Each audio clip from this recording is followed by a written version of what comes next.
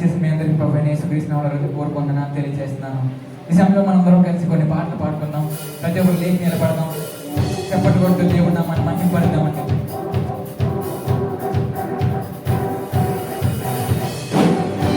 ఎక్కలేని కొండలు ఎక్కించువాడు నా ప్రియ యేసు, ఎత్తైన కొండలు ఎక్కించువాడు నా ప్రియ యేసు. హల్లెలూయా హోసన్నా, హల్లెలూయా హోసన్నా అంటూ దేవుడు నామమును మహిమపడదాం.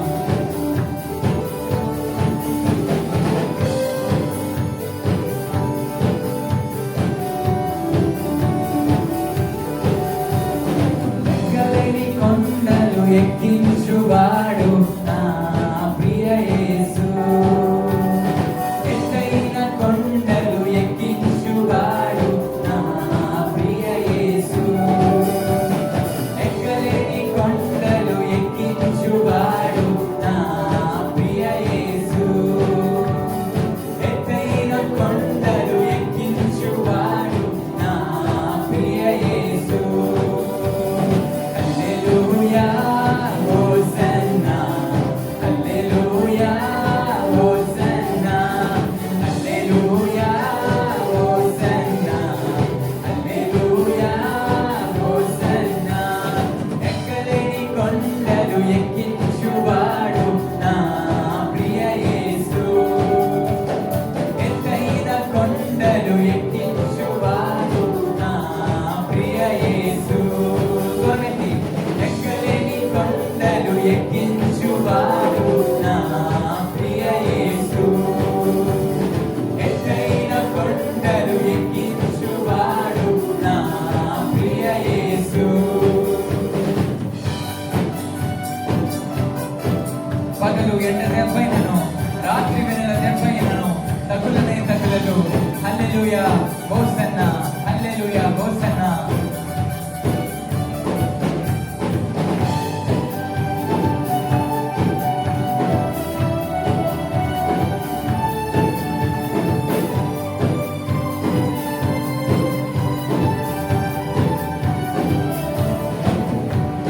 పగలు ఎండ దెబ్బైనను, రాత్రి వెన్నెల దెబ్బైనను. పగలు ఎండ దెబ్బైనను, రాత్రి వెన్నెల దెబ్బైనను తగులనే తగులను, తగులనే తగులను, తగులనే తగులను, తగులనే తగులను. హల్లెలూయా హోసన్నా, హల్లెలూయా హోసన్నా. స్వరమేం చెప్తాం? హోసన్నా, హల్లెలూయా హోసన్నా. ఎక్కలేని కొండలు ఎక్కించువాడు నా ప్రియ యేసు, ఎత్తైన కొండలు ఎక్కించువాడు నా ప్రియ యేసు. ఎక్కలేని కొండలు కొండలు ఎక్కించువాడు నా ప్రియ యేసు, ఎత్తైన కొండలు ఎక్కించువాడు నా ప్రియ యేసు. బలహీన సమయమైన తన కృపతో నన్ను ఆదుకొనెను, నా పాదములు తొట్టిల్లనీయుడు, నన్ను కాపాడువాడు కొనిగడు. హల్లెలూయా హోసన్నా, హల్లెలూయా హోసన్నా. రెండు చేతులు జోడించి బిగ్గరగా చెప్పులు కొడదాం. దేవుని నామమును మహిమపడదామండి.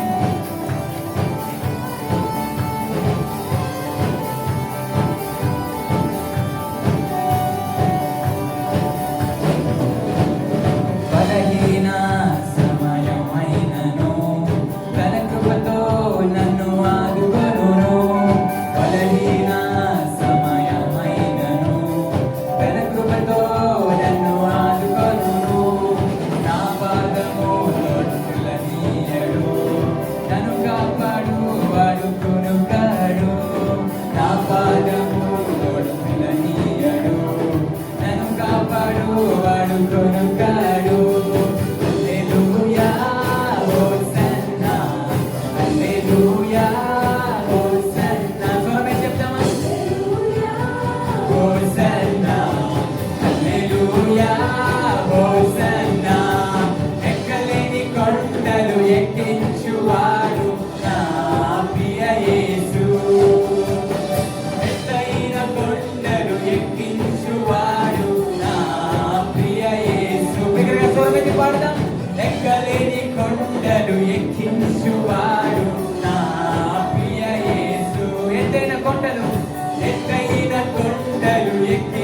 చేయువాడు నా ప్రియ యేసు. రెండు చేతులు పైకెత్తి హల్లెలూయా హోసన్నా హల్లెలూయా హోసన్నా. అలాగే బిగ్గరగా స్వరం మీద పాడదామండి.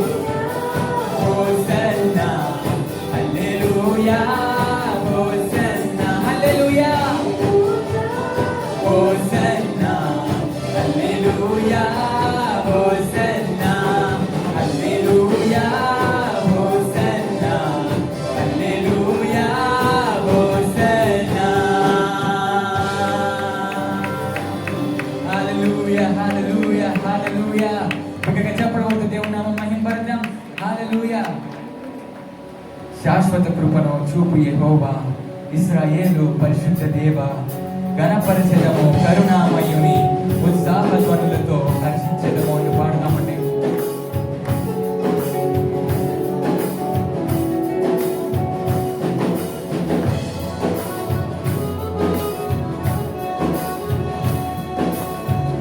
ప్రతి ఒక్కరు చెప్పలు కొట్టు. దేవుని నామాన్ని మహిమపరచాలని కోరుతున్నాను.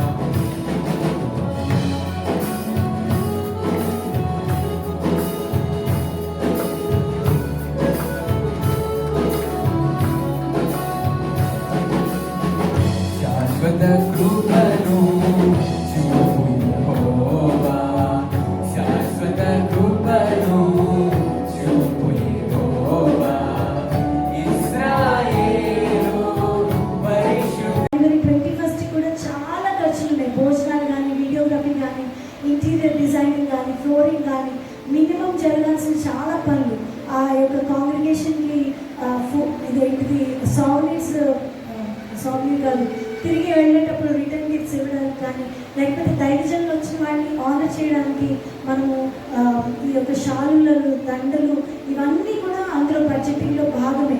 సో మన ముందు చాలా పరిచయం ఉంది. మీరు జనవరి 21 జరిగే ఈ యొక్క డెడికేషన్లో పలానా పనికి నేను ఇంత ఇవ్వాలనుకుంటున్నాను అని అంటే you're more than welcome. So these are the ways you can tell. ఈ పరిచర్యలో మీరు ఎత్తడానికి అనేకమైన మార్గాలు మీకు చెప్తూ ఉన్నాను. అంతేగాని మీరు ఇస్తారా ఇవ్వరా అని నేను అడగట్లేదు. దేవుడు మిమ్మల్ని ప్రేరేపిస్తే ఈ అవకాశాన్ని చేయించుకుని దేవుని యొక్క పరిచయంలో ముందుకు నడవాల్సిందో కోరుతూ నా మాటలు ముగిస్తున్నాను. దేవుని మాటలు మనం ఇంట్లో దించి ఆశీర్వదించున్నాను. ఆమె గట్టి ఒకసారి లేచి నిలబడదాం అందరం. 2 అనౌన్స్మెంట్స్ మర్చిపోయాను, కానీ దయచేసి చేస్తాను. 25th ప్రోగ్రామ్ 25th రాజమండ్రిలో మనందరికీ తెలుసు.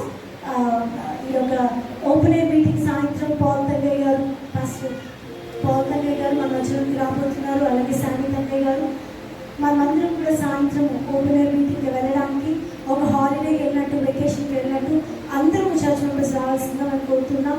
అలాగే 29, 30, 1 తారీఖు మై క్లబ్ జరుగుతుంది. మీ అవేర్నెస్ని పంపించాల్సింది కోరుతున్నాం. ఇప్పటివరకు రిజిస్ట్రేషన్స్ 58 రిజిస్ట్రేషన్స్ అయ్యి మీ బిడ్డలు లేనట్లయితే దయచేసి ఇవన్నీ ప్రోత్సహించాల్సిందిగా కోరుతున్నాం. గట్టిగా చెప్పులు కూడా దయచేసి స్టేట్మెంట్ పంపించాలి. ఆమేన్. హల్లెలూయా హల్లెలూయా. ఎంతసేపు పైకి గట్టిగా హల్లెలూయా చెప్తాం. కొంచెం బిగ్గరగా, కొంచెం బిగ్గరగా, మరొకసారి కొంచెం గట్టిగా హల్లెలూయా.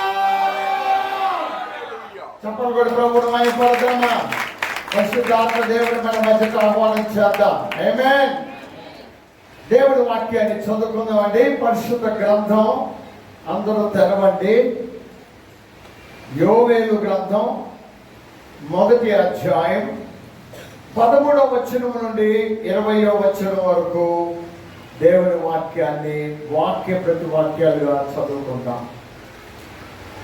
హల్లెలూయా.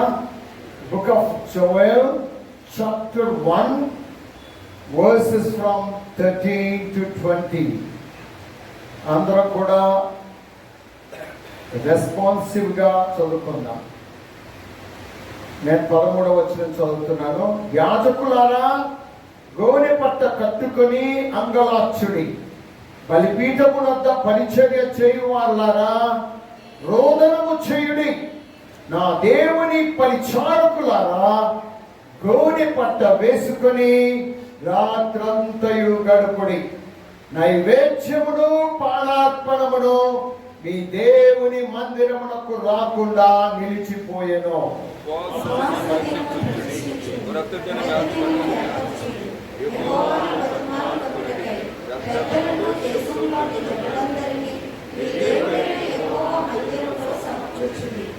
ఆహా, యెహోవా దినము వచ్చెనే, అది ఎంత భయంకరమైన దినము! అది ప్రళయము వలనే సర్వశక్తుని యొద్ద నుండి వచ్చును.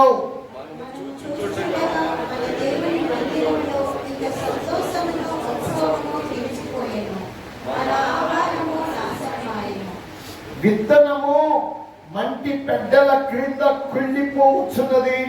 పైరు మాడిపోయినందున ధాన్యపు కొట్లు వట్టివాయను, కళ్ళపు కొట్లు నేలపడి ఉన్నవి.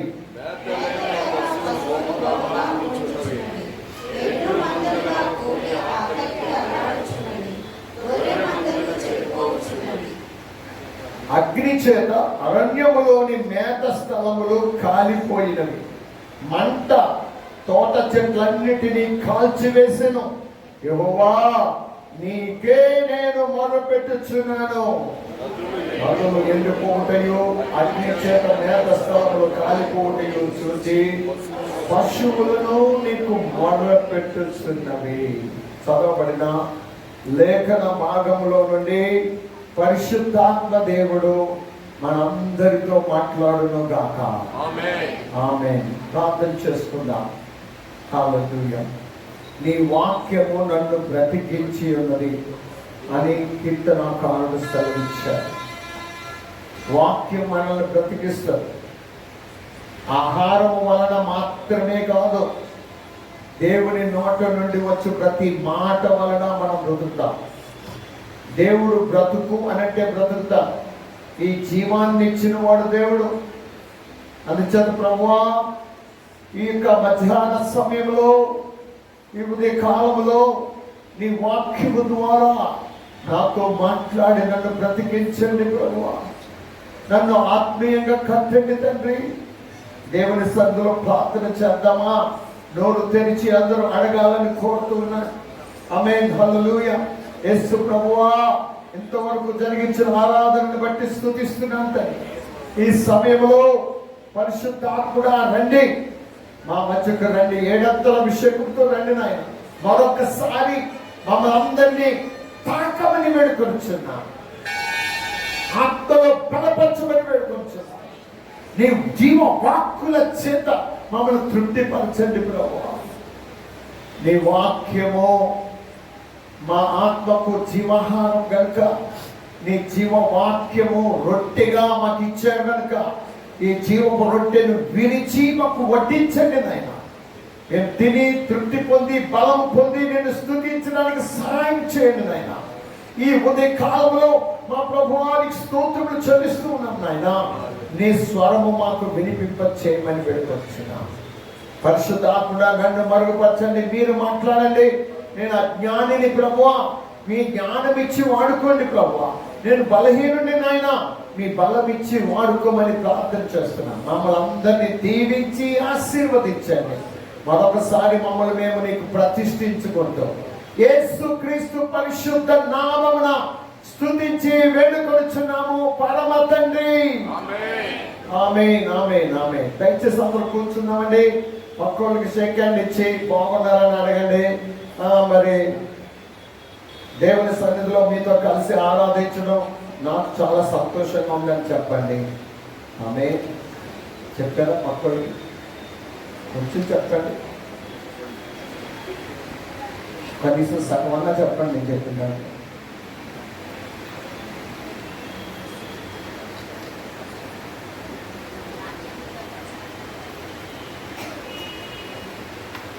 ఆమేన్. హల్లెలూయా. దేవునికి స్తోత్రం కలుగును గాక. మిమ్మల్ని అందరినీ కూడా ప్రభువైన యేసుక్రీస్తు నామములో మరి ఆరాధనకు ఆహ్వానిస్తున్నాను. మీ అందరికీ మరొకసారి వందనాలు తెలియజేస్తా ఉన్నాను. ఈ ఆరాధనలో పాల్గొంది సంఘంలో మీరు చాలా అద్భుతమైన ఆశీర్వాదకరంగా సంఘానికి మీరు ఉండి మరి మీ యొక్క ప్రార్థనలు బట్టి, మీ యొక్క సహవాసమును బట్టి ప్రోత్సహిస్తున్నందుకు మరొకసారి వందనాలు తెలియజేస్తా ఉన్నాను. వీళ్ళరా దేవుని వాక్యం ధ్యానిద్దాం రండి. కొద్ది నిమిషాలు దేవుని వాక్యాన్ని ధ్యానం చేద్దాం. మరి యోవేలు గ్రంథము 1వ అధ్యాయము 13వ వచనం నుండి మనం ధ్యానం చేద్దాం. మరి 12 వచనాల వరకు యోవేలు గ్రంథంలో 2 వర్తమానాలు మనం విన్నాం. పోయిన వారం మనము ఇక యోవేలు గ్రంథంలో నుండి మొట్టమొదటి ప్రసంగం, చర్చికి మొట్టమొదటి ప్రసంగం పేతురు గారు చేశారు. పెంతెకోస్తు దినమున సంఘంలో మొట్టమొదటి ప్రసంగం వినబడ్డది. ఆ ప్రసంగము సిద్ధపడిన ప్రసంగం కాదు, దేవుడు పరిశుద్ధాత్ముడు ప్రేరేపించగా ఒక వాక్యాన్ని, బంగారు వాక్యాన్ని, ఒక అంశంతో మరి దైవజనుడు తీసుకున్న వాక్యం ఏంటంటే యోవేలు గ్రంథంలో నుంచే తీసుకున్నాడు. అందుచేత యోవేలు గ్రంథము చాలా ప్రాముఖ్యమైన గ్రంథం అని మనం తలుచుకుంటున్నాం. నిజానికి బైబిల్లో ఏ వాక్యమైనా, ఏ గ్రంథమైనా అది ఇంపార్టెంటే, సూపర్ ఇంపార్టెంట్. దేవుడికి స్తోత్రం. ఎందుకంటే దేవుడు చెప్పిన ఏ మాట కూడా నిరర్ధకము కానేరదు అని చెప్పబడ్డది. అంచేత బైబిల్ గ్రంథంలో ఉన్న ప్రతి గ్రంథం కూడా, 66 గ్రంథాలు కూడా చాలా ప్రాముఖ్యమైన గ్రంథాలే. అందులో ఉన్న వచనాలన్నీ కూడా చాలా ప్రాముఖ్యమైన వచనాలే.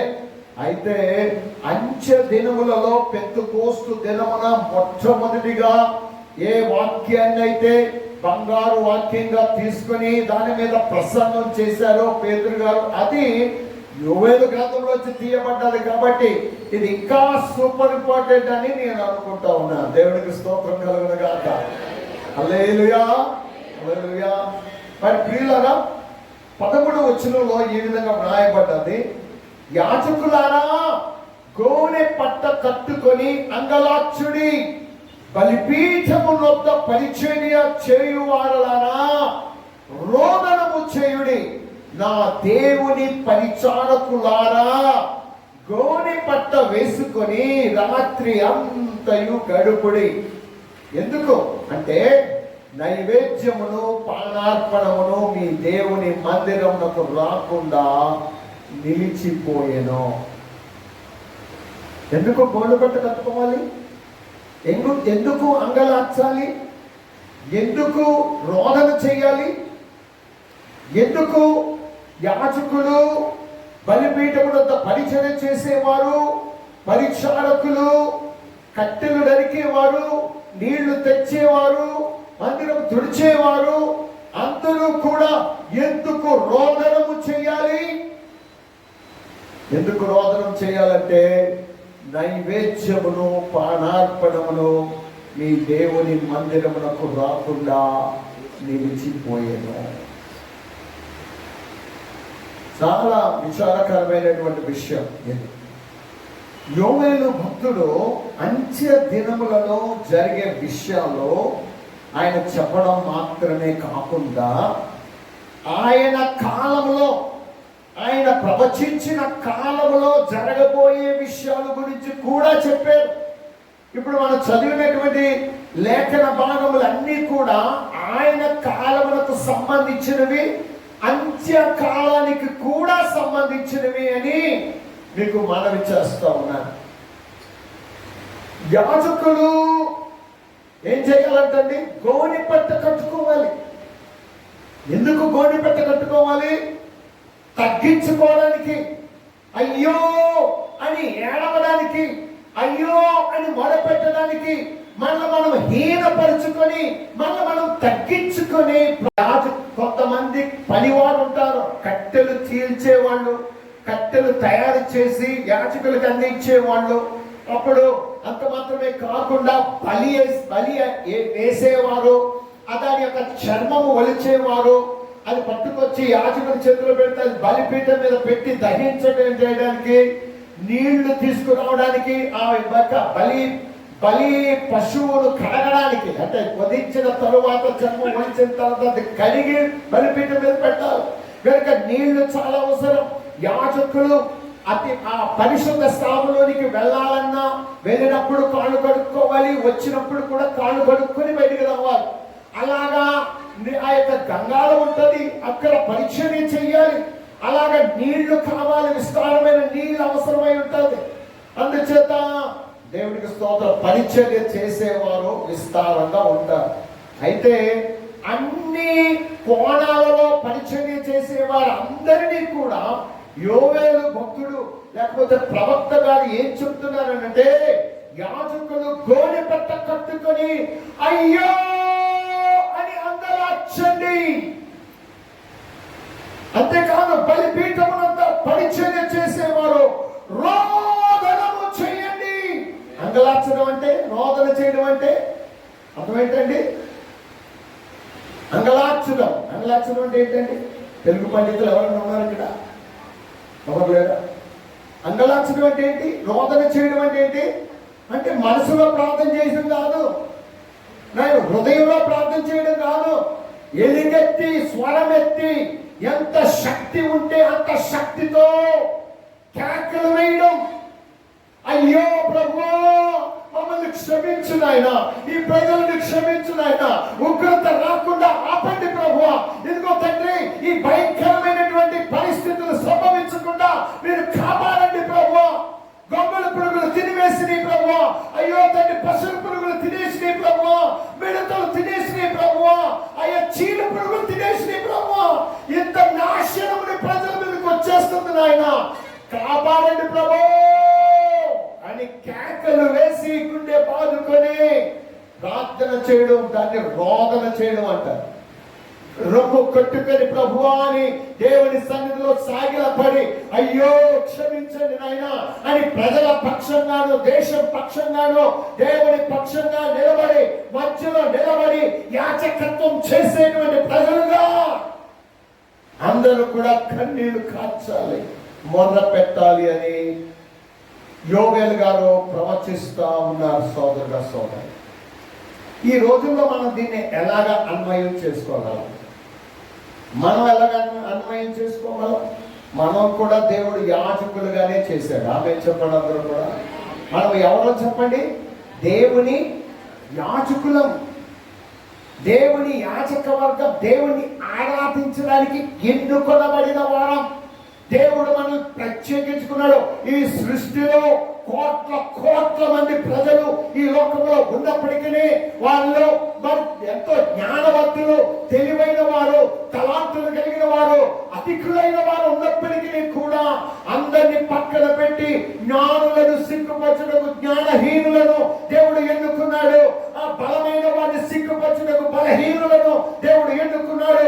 ఎన్నికైన వారిని సిగ్గుపరచుట కొరకు ఎన్నిక లేని వారిని, ఈ లోకంలో తృణీకరింపబడిన వారిని దేవుడు ఎన్నుకున్నాడు. నిన్ను నన్ను కూడా యాజకునిగా దేవుని సన్నిధిలో ప్రార్థన చేయడానికి, ఆరాధన చేయడానికి, దేవుని మహిమపరచడానికి, సువార్త ప్రకటించడానికి, పరిచర్య జరిగించడానికి, ఆయన సన్నిధిలో వాడబడడానికి నిన్ను నన్ను కూడా దేవుడు ఎన్నుకున్నాడు.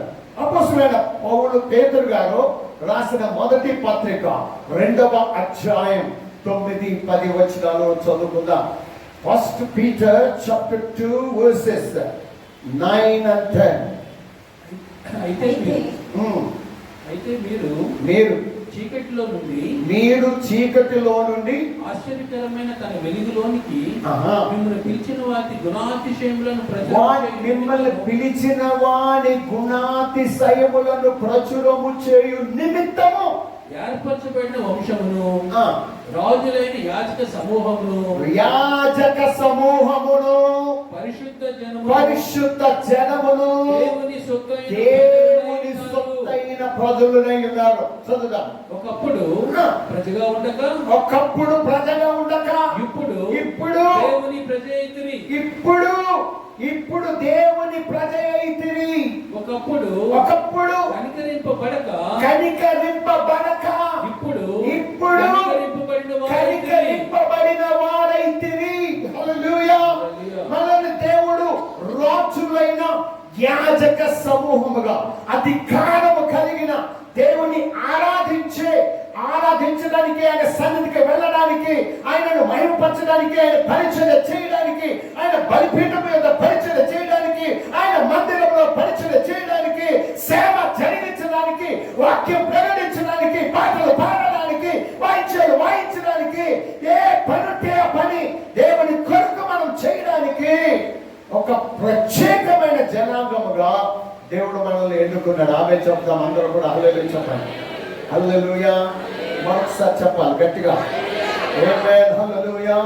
దేవుడు నిన్ను నన్ను ప్రత్యేకించుకున్నాడు కనుక దేవుని బిడ్డలమైన మనము తప్పకుండా దైవ సన్నిధానంలో పరిచర్యలో వాడబడవలసిన వారమైంటున్నాం. ఇంకో వచనం చదువుదాం. ప్రకటన గ్రంథం 1వ అధ్యాయం 6వ వచనం.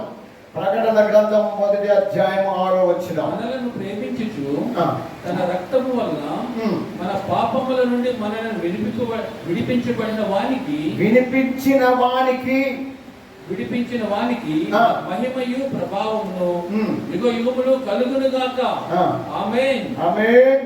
ఆయన మనలను తన తండ్రి యొక్క దేవునికి ఒక రాజ్యముగాను యాజకులను చేసెను. హల్లెలూయా. అందరూ చెప్తామా హల్లెలూయా. రాజులుగాను యాజకులుగాను మనల్ని దేవుడు చేశాడు. ఎవరికి అంటే దేవునికి. మా దేవునికి నువ్వు ఆ విధంగా యేసు ప్రభువు మన కొరకు రక్తము చిందించి ప్రాణాన్ని తాళపోసి ఆ రక్తంతో కడిగి పవిత్రపరిచి పరిశుద్ధపరిచి దేవునికి మానవునికి మధ్యలో పరిచర్య చేయడానికి పరిచారకులుగా యాజకులుగా మనల్ని చేశాడు దేవుడు. ఆమేన్. హల్లెలూయా. ఇంకో వచనం చదువుదాం. 5వ అధ్యాయం ప్రకటన గ్రంథం 9-10 వచనాలు. ప్రకటన గ్రంథం రెవల్యూషన్ చాప్టర్ 5 verses 9 and 10. ఆ పెద్దలు నీవు ఆ గ్రంథమును తీసుకొని దాని ముద్రలను విప్పుటకు యోగ్యుడవు. నీవు వధింపబడిన వాడవై నీ రక్తమిచ్చి ప్రతి వంశములోను ఆయా భాషలో మాట్లాడు వారిలోను ప్రతి ప్రజలోను ప్రతి జనములోను దేవుని కొరకు మనుషులను కొని మా దేవునికి వారిని ఒక యాజకులుగాను చేసితివి. వారు భూలోకమందు ఏలుదురు. కొత్త పాట పాడుదురు. ఆమేన్. హల్లెలూయా. భూలోకమందు ఏలుదురు. భూలోకాన్ని పరిపాలించుదురు. భూలోకాన్ని అధికారముతో వారు శత్రువులను ముక్క చెక్కలుగా కుండను పగలగొట్టినట్లుగా పగలగొట్టి రాజ్యాన్ని ఏల్తారు. దేవుడికి మహిమ కలుగునుగా. అయితే ఎందుకు చేశాడు దేవుడు మనల్ని? ఈ లోకములో రాజులుగాను యాజకులుగాను చేశాడు. యాజకత్వం. యాజకుడు ఏం చేయాలని చెప్తున్నాడు ఇక్కడైనా దైవజనుడైన యోవేలు. యాజకులు ఏం చేయాలి? గోనె పట్ట కట్టుకొని అంగలార్చుడి అనే మాట. దేవుడికి మహిమ కలుగును గాక. లెమెంట్ ఓ ప్రీస్. లెమెంట్ అంటే ఏడవాలి. ఏడుపు రాకపోయినా ఏడుపు రప్పించుకోవాలి. దేవుని సన్నిధిలో కన్నీళ్లు కార్చాలి. వేదన అనుభవించాలి. ప్రసవ వేదనతో ప్రార్థించాలి. మొర్ర పెట్టాలి. యాజకులారా రోదనము చేయుడి. ఈ అనుభవం ఉందా మన జీవితంలో? విశ్వాస జీవితంలో ఈ అనుభవం ఉందా? ఎంతకాలం అయింది ఈ అనుభవంతో ప్రార్థన చేసి దేవుని వెతికి? ఎంతకాలం అయింది మొదలుపెట్టి? ఎంతకాలం అయింది? ఏదో చిలక పలుకుల్లాగా ప్రభు నన్ను దీవించు, నా కుటుంబాన్ని దీవించు, మా బిడ్డలను దీవించు అనుకుంటూ ఏ 4 మాటలు చెప్పి ఆ రోజంతా కాలం గడిపేసి ఆత్మీయ జీవితం అలా ఉందా? చెప్పబడిపోయి ఉందా? లేకపోతే దేవుని సన్నిధిలో నిలబడి ఏడ్చే అనుభవం, రోదన చేసే అనుభవం, ప్రార్థించే అనుభవం లోకంలో పరిస్థితులు బాగాలేదండి. మీరు అనుకుంటున్నారా లోకం అంత శుభ్రంగానే ఉంది, బాగుంది, పర్వాలేదు అనుకుంటున్నారా? ఎవరైనా అనుకుంటున్నారా? ఎంత ఘోరమైన విషయం. అమెరికాలో 2 రోజుల క్రితము మరి చార్ల్స్ కిర్క్ అనేటువంటి ఒక యవ్వన సహోదరుడు, మంచి ప్రార్థనాపరుడు, క్రైస్తవ విలువలు కలిగి దేవుని కొరకు రోషము కలిగి బ్రతుకుతున్న వ్యక్తి ఎక్కడికి వెళ్ళినా ఆయన్ని మాట్లాడమంటున్నారు. ఎందుకంటే ఆయన రోషము కలిగి దేవుని కొరకు మాట్లాడుతూ ఉంటే యవ్వనస్తులందరూ కూడా వాళ్ళు ఎంతగానో ఆకర్షింపబడి దేవుని సన్నిధిలో వారి జీవితం ఎలాగా కట్టుకోవాలో వాళ్ళు తెలుసుకొని చాలా ఆనందపడతా ఉన్నారు. ఎక్కడికి వెళ్ళినా వారి విస్తారమైన జనం ఆయన ఫాలో అవుతూ ఉన్నారు. మొత్తం అమెరికా అంతా కూడా ఆయన వెంట వెళ్ళిపోతా ఉంది. ఆయన రైటింగ్స్ చదివినా, ఆయన మాటలు వింటున్నా యువత అందరూ కూడా వాళ్ళ యొక్క భవిష్యత్తును దేవుని మహిమార్థంగా నిర్మించుకోవడం మొదలు పెట్టారు. ఇంతకీ ఆయన వయసు ఎంతో తెలుసండి? 32 సంవత్సరాలు. Only 32 years. అయితే మొన్న 2 రోజుల క్రితం ఒక సభలో మాట్లాడుతున్నప్పుడు ఒక దుండగుడు అతనిని కాల్చి చంపాడు. తన పిస్టల్ తోటి కాల్చి చంపాడు. దూరం నుండి గుడి చూసి మరి కొట్టి చంపాడు. వెంటనే కుప్పకూలిపోయాడు, చనిపోయాడు. ఆ వార్త విన్న అమెరికా అంతా కూడా ఎంతో కుమిలిపోయింది. యవనస్తులు ఎంతో కుమిలిపోయారు. కారణం ఏంటంటే ఆ 32 ఇయర్స్కే దేశాన్ని ప్రభావితం చేసినటువంటి వ్యక్తి. అంతే దేశాన్నే కాదు, ప్రపంచంలో ఉన్న అనేక జనాంగములు ఆ బిడ్డ చేస్తున్నటువంటి పనిని బట్టి ఎంతో దేవుని స్తుతిస్తూ ఉన్నారు. అంతేకాదు ఇశ్రాయేలు దేశం కూడా ఆయన చావు మాట విని ఎంతో కుమిలిపోయారు. ఇశ్రాయేల్ యొక్క ప్రధానమంత్రి బెంజమిన్ నెతన్యాహు ప్రధానమంత్రి, ఆయన విభ్రాంతి పోయి ఇంత గొప్ప వ్యక్తిని ప్రపంచం కోల్పోయింది అని చెప్పి చాలా ఆయన ఆ మాటలు పలికడం మనం చూస్తా ఉన్నాం. ఎందుకంటే ఆ చిన్న వయసులో అతడు ప్రభావితం చేయగలిగాడు ప్రపంచాన్ని. హల్లెలూయా. కానీ చంపినోడి వయసు ఎంతో తెలుసా? 22 సంవత్సరాలు. Only 22 years. వాడికి ఏం తెలుసు అని చంపేశాడు? నాకు ఇష్టం లేదని చెప్తున్నాడు. స్నేహితులతోటి, అందరితోటి, బంధువులతోటి అతడంటే నాకు ఇష్టం లేదు, అతడు చెప్పే మాటలు నాకు ఇష్టం లేదు, నేనేకేమీ చెప్పలేదు, చంపేస్తానని బెదిరిస్తూ ఉన్నాడు. కానీ అందరూ చెప్తున్నారు అది మంచి పద్ధతి కాదు, నీకు ఇష్టం లేకపోతే చంపేస్తావా? సమాజం ఎలా ఉందో చూడండి పిల్లలారా. వాడు చంపేసి చాకచక్యంగా అక్కడి నుంచి తప్పించుకున్నాడు. కానీ వెళ్ళి తల్లిదండ్రులకు చెప్పారు. వాళ్ళు విభ్రాంతి పోయారు చాలా. అయితే వెంటనే వాళ్ళు స్పందించి నా కుమారుడే చంపాడు అతన్ని పట్టుకొచ్చి స్టేషన్లో అప్పించారు. ఆ కొడుకే చంపేశారు వీళ్ళు. వాళ్ళు చాలా బాధపడ్డారు. ఆ దేశం అంతా కూడా, అమెరికా దేశం అంతా కూడా ఆ తల్లిదండ్రులు అప్రిషియేట్ చేసింది.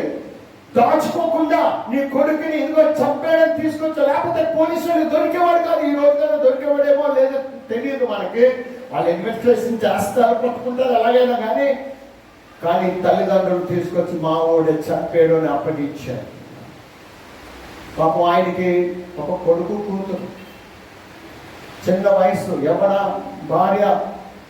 అతనికి 32 సంవత్సరాలు. ఈ 22 సంవత్సరాల వయసులో ఉన్నవాడు ఎలా ప్రభావితం అయ్యాడు అని అంటే, వాడు వెళ్ళే కాలేజ్ అలాంటిది. ఈ రోజున కాలేజెస్ లో పాపం పెరిగిపోతా ఉంది.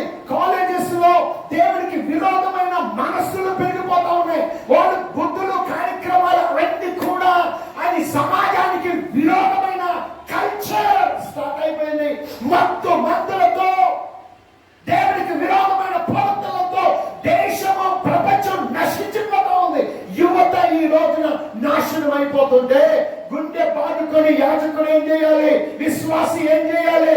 అయ్యో ప్రభువా, ఈ దేశాన్ని రక్షించు నాయన, ఈ యువతను కనికరించు ప్రభువా, క్షమించండి నాయన అని మొర పెట్టవలసింది బదులు శబాష్, very good, enjoy your life అంటున్నారు ప్రజలంతా. పేరెంట్స్ ఆ విధంగా తయారైపోయారు.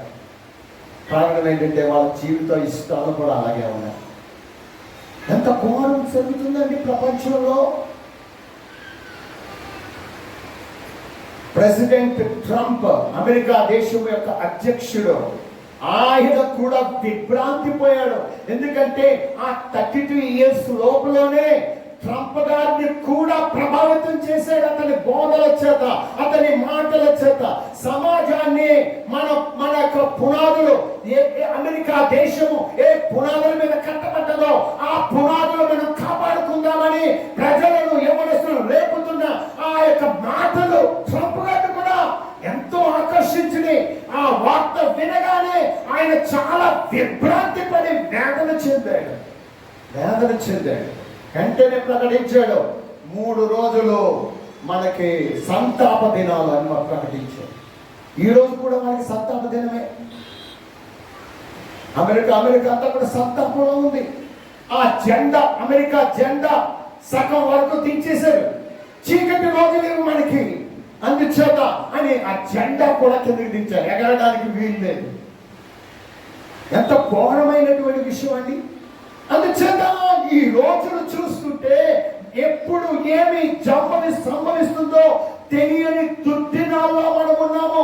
అందుచేత ఆ దైవజనుడు ఎప్పుడో యోవేలు గారు ప్రవచించాడు, అయ్యో పరిస్థితులు ఇలా మారిపోతున్నాయి, దేవుని సన్నిధి నిర్లక్ష్య పెడుతూ ఉన్నారు, అయ్యో ప్రజలారా ఉగ్రత రాబోతా ఉంది, దేవుని చిత్తంలో ఈ ప్రజలందరూ తొలగిపోయారు కనుక యాజకులారా, పరిచయం చేసే వాళ్ళారా, దేవుని మందిరం పని ఆగిపోకుండా మీరు చేయవలసిన యాజకత్వం, ప్రార్థన, విజ్ఞాపనలు, రోదన చేయండి, అంగలార్చండి. అయ్యో నా ప్రజలారా, గోనె పట్ట వేసుకొని రాత్రంతా పెనుగులాడండి. దేవుని సన్నిధిలో పెనుగులాడండి. క్రైస్తవుడు మౌనంగా ఉండడానికి వీల్లేదు. చేస్తే సువార్తగా చెప్పాలి, లేదంటే ప్రార్థనగా చేయాలి. ఈ 2 ఊపిరి మన జీవితంలో, మనకు ఊపిరి పీల్చుకోవడం, వినడం ఎలాగో అలాగే ఈ పనులు మన జీవితంలో బ్రతకాలి అనంటే, క్రైస్తవుడిగా మనం బ్రతకాలి అనంటే, మనం విశ్వాసాన్ని కాపాడుకోవాలంటే, లోకాన్ని చూసి చెడిపోకుండా ఉండాలంటే, ఆ చెడుని చూసి మనం మొరపెట్టే వారుగా, కన్నీరు కార్చే వారుగా ఉండాలి. దేవుడికి స్తోత్రం. అలా మొరపెట్టే వారికి దేవుడు ముద్ర వేస్తాడు. ఆమేన్. శుక్రవారం ఫ్రైడే మండలో ప్రకటన గ్రంథంలో మనం ధ్యానం చేసాం, ముద్రింపబడడం అంటే ఏంటి అని. దేవుడికి స్తోత్రం. హల్లెలూయా. ముద్ర వేసుకోవాలి మనము. ఆ హెచ్కేలు గ్రంథం 9వ అధ్యాయం 4వ వచనం ఒకటి చదువుదాం. హెచ్కేలు గ్రంథం 9వ అధ్యాయం 4వ వచనంలో హెచ్కేలుకు దేవుడు ఒక దర్శనం చూపిస్తా ఉన్నాడు. ఏంటంటే 6 బయలుదేరారు. చదవమ్మా. పట్టణంలో ప్రవేశించి చుట్టూ తిరిగి దానిలో జరిగిన హేయ కృత్యములను గూర్చి మూలుగులిడుచు ప్రలాపించుచున్న వారి లలాటముల మీద గురుతు వేయము అంటే ముద్రించుము. వారికి ఆజ్ఞాపించి నేను నిలుచుండగా వారికి ఇలాగ సెలవిచ్చాను, మీరు పట్టణములో వాని వెంట పోయి నా పరిశుద్ధ స్థలము దగ్గర మొదలుపెట్టి కటాక్షమైనను కనికరమైనను లేకుండా అందరినీ హతము చేయుడి. మొత్తం చెప్పే, ఎవరికైతే గురుతు ఉండదో వాళ్ళందరినీ మొత్తం చెప్పేయండి. అంటే ఒక సిరాబుడ్డి ధరించుకున్న దేవదూత ముందు వెళ్ళి ఎవరైతే పట్టణం కోసం విజ్ఞాపన చేస్తున్నారో, ఎవరైతే ఆ పట్టణం కోసం కన్నీరు కారుస్తున్నారో, ఆ దుష్ట క్రియలను చూసి గుండె బాదుకొని, ప్రభువా ఈ పాపం పెరిగిపోతుంది నాయనా, క్షమించు తండ్రి, వీళ్ళకి మారు మనసు ఇవ్వండి ప్రభు అని ఆ ఘోర కృత్యాలను చూసి గుండె బాదుకొని రొమ్ము కొట్టుకొని ఏడుస్తూ ఉంటారో వారి నొసట మీద ఒక గుర్తు వేసేయమని చెప్పాడు. ఆ గుర్తు ఎవరికైతే లేదో తర్వాత ఇంకొక 5 దూతలను చూసి మీరు వెళ్ళి చంపేయండి అన్నారు. నిర్దాక్ష్యంగా చెప్పేది. గుడితేసేవాడు ఒక్కడే, చంపేవాడు 5 ఉన్నారు. ఎందుకంటే పని ఎక్కువ, చచ్చేవాడికే పని ఎక్కువ ఉంది అక్కడ. గుడితేయడానికి పని లేదు, అందుకే ఒక్కడిని పెట్టాడు. నువ్వు ఒక్కడు వెళ్ళి వెతుక్కో, ఎవరైనా పని ప్రాణం చేస్తున్నారు, ఎవ్వరు లేరంట. ఏడ్చుకెళ్ళారు, ప్రభువా ఉన్న శేషమును మొత్తం నాశనం చేసేస్తావా, నేను ఒక్కడే మిగిలిపోతున్నాను ప్రభువా, ఈ దేశం మొత్తం పాడైపోతుందా, కనికరించు నాయనా అని మొదలు పెడతా ఉన్నాడు హెచ్కేలు. ఆయనకి మాత్రమే గుర్తు వేయబడ్డాడు. సోదరుడా సోదరి, యాజకుడితో దేవుడు వాక్యం చెప్తా ఉంది, కన్నీరు కార్చు అని. నీవు యాజకుడివేనా? దేవుని యేసు రక్తంలో కనబడ్డావా? యేసు రక్తంలో విమోచించబడ్డావా? కన్నీరు కార్చాలి. ఇక్కడ సేవ చేసే దైవజనుడే కాదు, ఏ ప్రభా దేవుని సేవలో సహకరించే పిసిసి లీడర్సే కాదు, పిసిసి టీమ్సే కాదు, ఇక్కడ పరిచర్య చేసే ఈ యొక్క మందిరాన్ని శుభ్రం చేసి ఆదివారం కొరకు సిద్ధపరిచే వారు మాత్రమే కాదు, కాంపౌండ్ లో శుభ్రం చేసి పార్కింగ్ లైన్స్ గీసి అంతా కూడా ఆదివారం కొరకు సిద్ధపరిచే వారే కాదు. ఏదో భక్తి పనులు కొంతమంది ఆ ఉపవాసకూటాలకు వచ్చి ప్రార్థన చేయడం కాదు. దేవుని సన్నిధిలో ప్రతి క్రైస్తవుడు యాజకుడిగా పిలువబడి కన్నీరు కాచి రోదన చేయాలి. రోదన చేయాలి. గుండె బాదుకుని ఏడవాలి, ప్రభువా పరిస్థితులు బాగోలేదు నాయనా, ఈ యువత నరకానికి వెళ్ళిపోతున్నారు ప్రభువా, ఈ ప్రజలందరూ విగ్రహాలకు నాశనానికి వెళ్ళిపోతున్నారు ప్రభువా, కనికరించు. మా దేశ పెద్దలను కనికరించు, పరిపాలకులను కనికరించు నాయన, క్షమించు ప్రభు అని దైవ సన్నిధిలో చేతులు చాపి ప్రార్థనలు చేసే భక్తులు కనబడుతున్నారా ఈ రోజుల్లో? సోదరుడా సోదరి, ఒక్కసారి మనం పరీక్ష చేసుకుందాం. దేవుని సన్నిధిలో పిల్లరా, ఈ యొక్క వచనము 100% నెరవేరింది. ఎందుకంటే ఇశ్రాయేలీల చరిత్ర కొంచెం మనం చూద్దాం. దేవుడు ఆ యొక్క దావీదు హృదయంలో దేవునికి మందిరం కట్టాలి అని ప్రేరేపించాడు. దేవునికి మందిరం కట్టాలని ప్రేరేపించినప్పుడు ఆ మందిరాన్ని కట్టడానికి ఆయన పూనుకొనక ముందు ప్రవక్తను పిలిచి, అయ్యా నేనేమో బంగ్లాలో నివాసం చేస్తున్నాను, కానీ నా దేవుని యొక్క సన్నిధేమో అక్కడ గుడారంలో ఒక డేరాల క్రింద ఉండిపోయింది అని చెప్పినప్పుడు ఆ ప్రవక్త అంటున్నాడు, నీకు దేవుడు తోడై ఉన్నాడు, నువ్వేం చెయ్యాలనుకుంటే చేసేవన్నాడు. వెంటనే దావీదు మందిరం కట్టడానికి పర్మిషన్ దొరికింది అనుకొని సిద్ధపడతా ఉన్నాడు. అయితే దేవుడు అతన్ని పిలిచి, ప్రవక్తను పిలిచి ఏమంటాడంటే, నీకు ఎవరు చెప్పారా నువ్వు వెళ్ళి అలా చెప్పేమని? నన్ను అడిగావా? నా చిత్తం ఏంటో అడిగావా? అడగలేదా? అయితే ఇప్పుడు వెళ్ళి చెప్పు, దావీదు మందిరం కట్టడానికి వీలు లేదు. అతని చేతులు రక్తం ఒలికించినాయి, విస్తారమైన రక్తం ఒలికించిన చేతులతోటి నాకు మందిరం కట్టకూడదు, మందిరం కట్టొద్దు. అయితే ఒక మాట చెప్పు, మనోడు నిరాశపడిపోతాడేమో, అతని కడుపున పుట్టిన కుమారుని నేను ఏర్పాటు చేస్తున్నాను, అతడు నాకు మందిరము కడతాడు, అతని సింహాసనాన్ని నేను స్థిరపరుస్తాను. దావీదు యొక్క సింహాసనాన్ని సదాకాలము, సూర్యుడు ఉన్నంత కాలం, చంద్రుడు ఉన్నంత కాలం నేను స్థిరపరుస్తానని చెప్పు వెళ్ళి. హల్లెలూయా. అలాగా ఎప్పుడైతే దేవునికి స్తోత్రం కలుగును గాక దేవుడు చెప్పాడో, దావీదు దేవుని సన్నిధిలో మోకరించి ప్రార్థన చేశాడు, ప్రభువా ఇంతగా నా ఎడల కృప చూపడకు నేను ఎంతటి వాడను, నన్ను జ్ఞాపకం చేసుకోవడమే కాకుండా నా కుమారుని కూడా, నా సింహాసనమును కూడా జ్ఞాపకం చేసుకొని అనేక తరాలకు కానీ సరిపడేంత వాగ్దానం ఇచ్చడానికి నేను ఏపాటి వాడను ప్రభువా, అయ్యా నీ కృప కొరకు స్తోత్రం అని చెప్పి దేవుని సన్నిధిలో కూర్చొని ప్రార్థన చేశారు. సరే మంచిది, దేవునికి మహిమ కలుగును గాక. హల్లెలూయా. దేవునికి స్తోత్రం. అందరూ చెప్తాం గట్టిగా హల్లెలూయా, హల్లెలూయా. అయితే ఆ మందిరము సొలొమోను మహారాజు కట్టాడు కానీ ఆ మందిరంలో యాజకత్వం సరిగ్గా లేనందుచేత దేవుడు ఆ మందిరాన్ని తోసేశాడు. పనిలో పనిగా ఈ మందిరం కట్టడం నా దర్శనం కాదు, అలాగని సంసారి దర్శనం అంటే అసలే కాదు. మరి ఎవరి దర్శనము అని అంటే ఏమని చెప్పాలో నాకు అర్థం కాలేదు. ఎందుకంటే మందిరం, ఇప్పుడున్న మందిరాన్ని, ఆ పాత మందిరాన్ని ఎక్స్టెండ్ చేయాలని ఒక సంవత్సరము మన సంస్థల చైర్మన్ గారు బిషప్ సుదర్శన్ జ్యోతి కుమారపల్లి గారు వచ్చి యొక్క జనవరి 1 రోజున ఇక్కడ వాక్యం అందించారు. ఇదే క్యాంపస్, ఇదంతా ఒక బహిరంగ ఓపెన్ గ్రౌండ్. ఇందులో మరి పెద్ద మీటింగ్ అంటే 2 ఆరాధనలు కలపడానికి ఇదే మంచి అనుకూల వాతావరణ సమయం, ఇది స్థలం. అది మరి మందిరం అయితే అందరూ కలుసుకోలేము కాబట్టి జనవరి 1 ఆరాధన ఇక్కడ గ్రౌండ్ లో జరుగుతూ ఉంది. అయ్యగారికి చెప్పాను, అయ్యా మరి చర్చ సరిపోవట్లేదు కాబట్టి ఎక్స్టెండ్ చేయాలనుకుంటున్నాను, కాబట్టి ఎక్స్టెండ్ చేయడానికి గ్రౌండ్ బ్రేకింగ్ చేయాలంటే ఆయన వెంటనే ఆ మీటింగ్ అయిపోయిన తర్వాత ఆ చెట్టు దగ్గరికి వెళ్ళి ఆ మామిడి చెట్టు దగ్గర గ్రౌండ్ బ్రేకింగ్ చేశారు, ప్రార్థన చేశారు. అయితే దేవుడు మహా అద్భుతం ఏంటంటే ఆయన గ్రౌండ్ బ్రేకింగ్ చాలా చోట్ల చేసినప్పుడల్లా కూడా ఏదైతే అనుకున్నారో అది జరగడం లేదు, కానీ దానికంటే పెద్ద పెద్ద మందిరాలు కట్టబడతా ఉన్నాయి. దేవుడు అంటే విస్తరించిపోతుంది, అక్కడ దర్శనం విస్తరించిపోతుంది. మరి చైర్మన్ గారి అభిషేకం ఏంటో నాకు అర్థం అవ్వట్లేదు. దేవుడికి స్తోత్రం కలుగునుగా. హల్లెలూయా.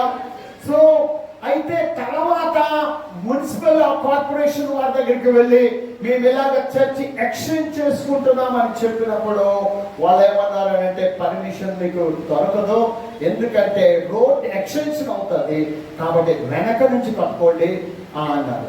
ఇప్పుడు ఆ మందిరాన్ని వెనక్కి పొడిగించి మందిరాన్ని కడతాము, రేపు రోడ్ ఎక్స్టెన్షన్ లో మందిరం వెళ్ళిపోయినప్పుడు మనకి ఎంత మందిరం మిగులుతుంది?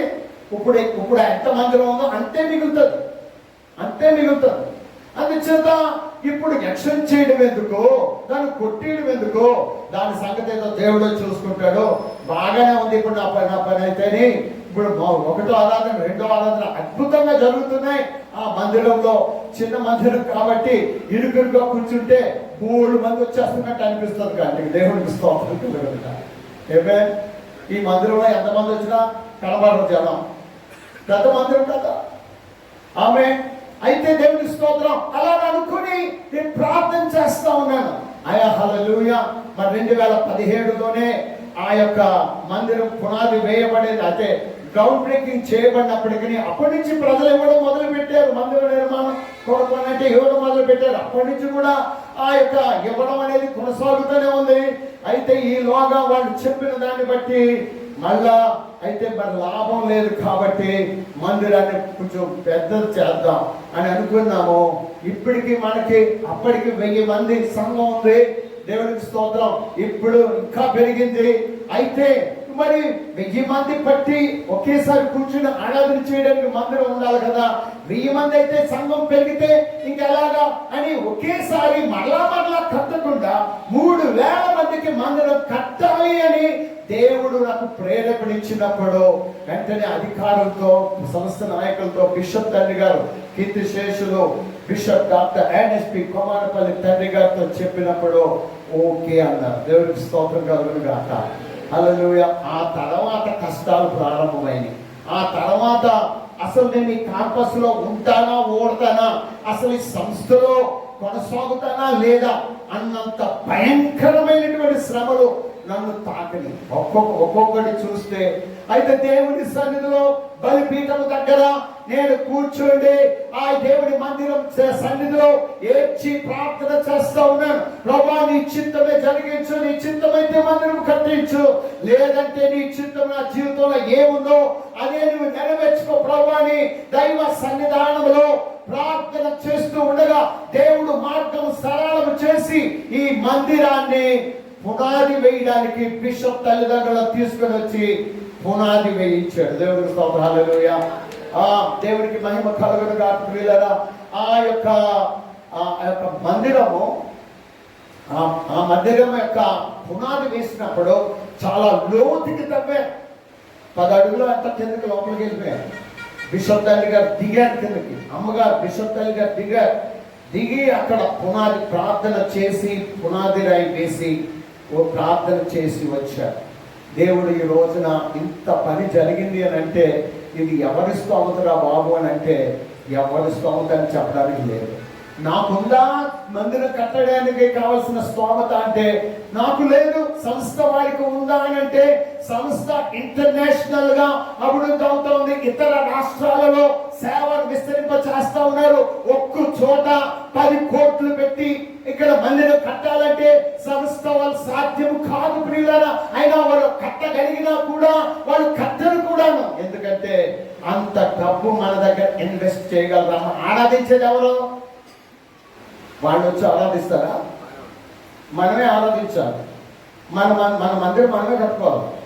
సో బిషప్ తండ్రి గారు ఎప్పుడు అదే చెప్తా ఉండేవాడు, ఇదిగో నీకు మొట్టమొదటిగా మందిరం, చిన్న మందిరం ఇక్కడ ఒక 100 మంది 150 మంది మ్యాక్సిమం పట్టే మందిరం ఉండేది. అప్పుడు నన్ను పంపించే దేవుడి స్తోత్రం. ఒక్క ఆత్మ లేరు ఇక్కడ.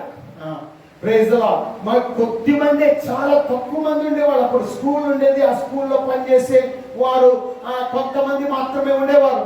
అయితే 5 లేకపోతే మ్యాక్సిమం 6 మంది ఉండేవారు. మాతో కలిపి 8 మంది మొట్టమొదటి ఆరాధనలో. అయ్యో చాలా విచారం. హైదరాబాద్ లో నేను 15 సంవత్సరాలు సేవ చేశాను బిషప్ తండ్రి గారికి అసోసియేట్ గా ఉండి. అప్పుడు 700 మంది సంఘం. నేను వెళ్ళినప్పుడు అక్కడ 2 కుటుంబాలు ఉండేవి. అలాంటిది 700 మంది సంఘాన్ని వదిలిపెట్టి ఇక్కడ పరిచర్యకులను పంపించినప్పుడు వెళ్ళను అనకుండా వచ్చి ఇక్కడ సేవ చేయడం ప్రారంభిస్తే కన్నీళ్ళే, జీవితంలో కన్నీళ్ళే.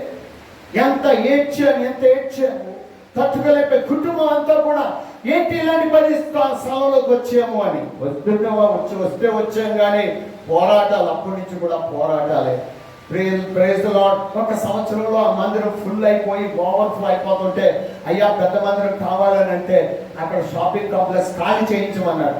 ఖాళీ చేయించడానికి 2 సంవత్సరాలు పోరాడాను. ఊరికనే ఖాళీ చేస్తారా?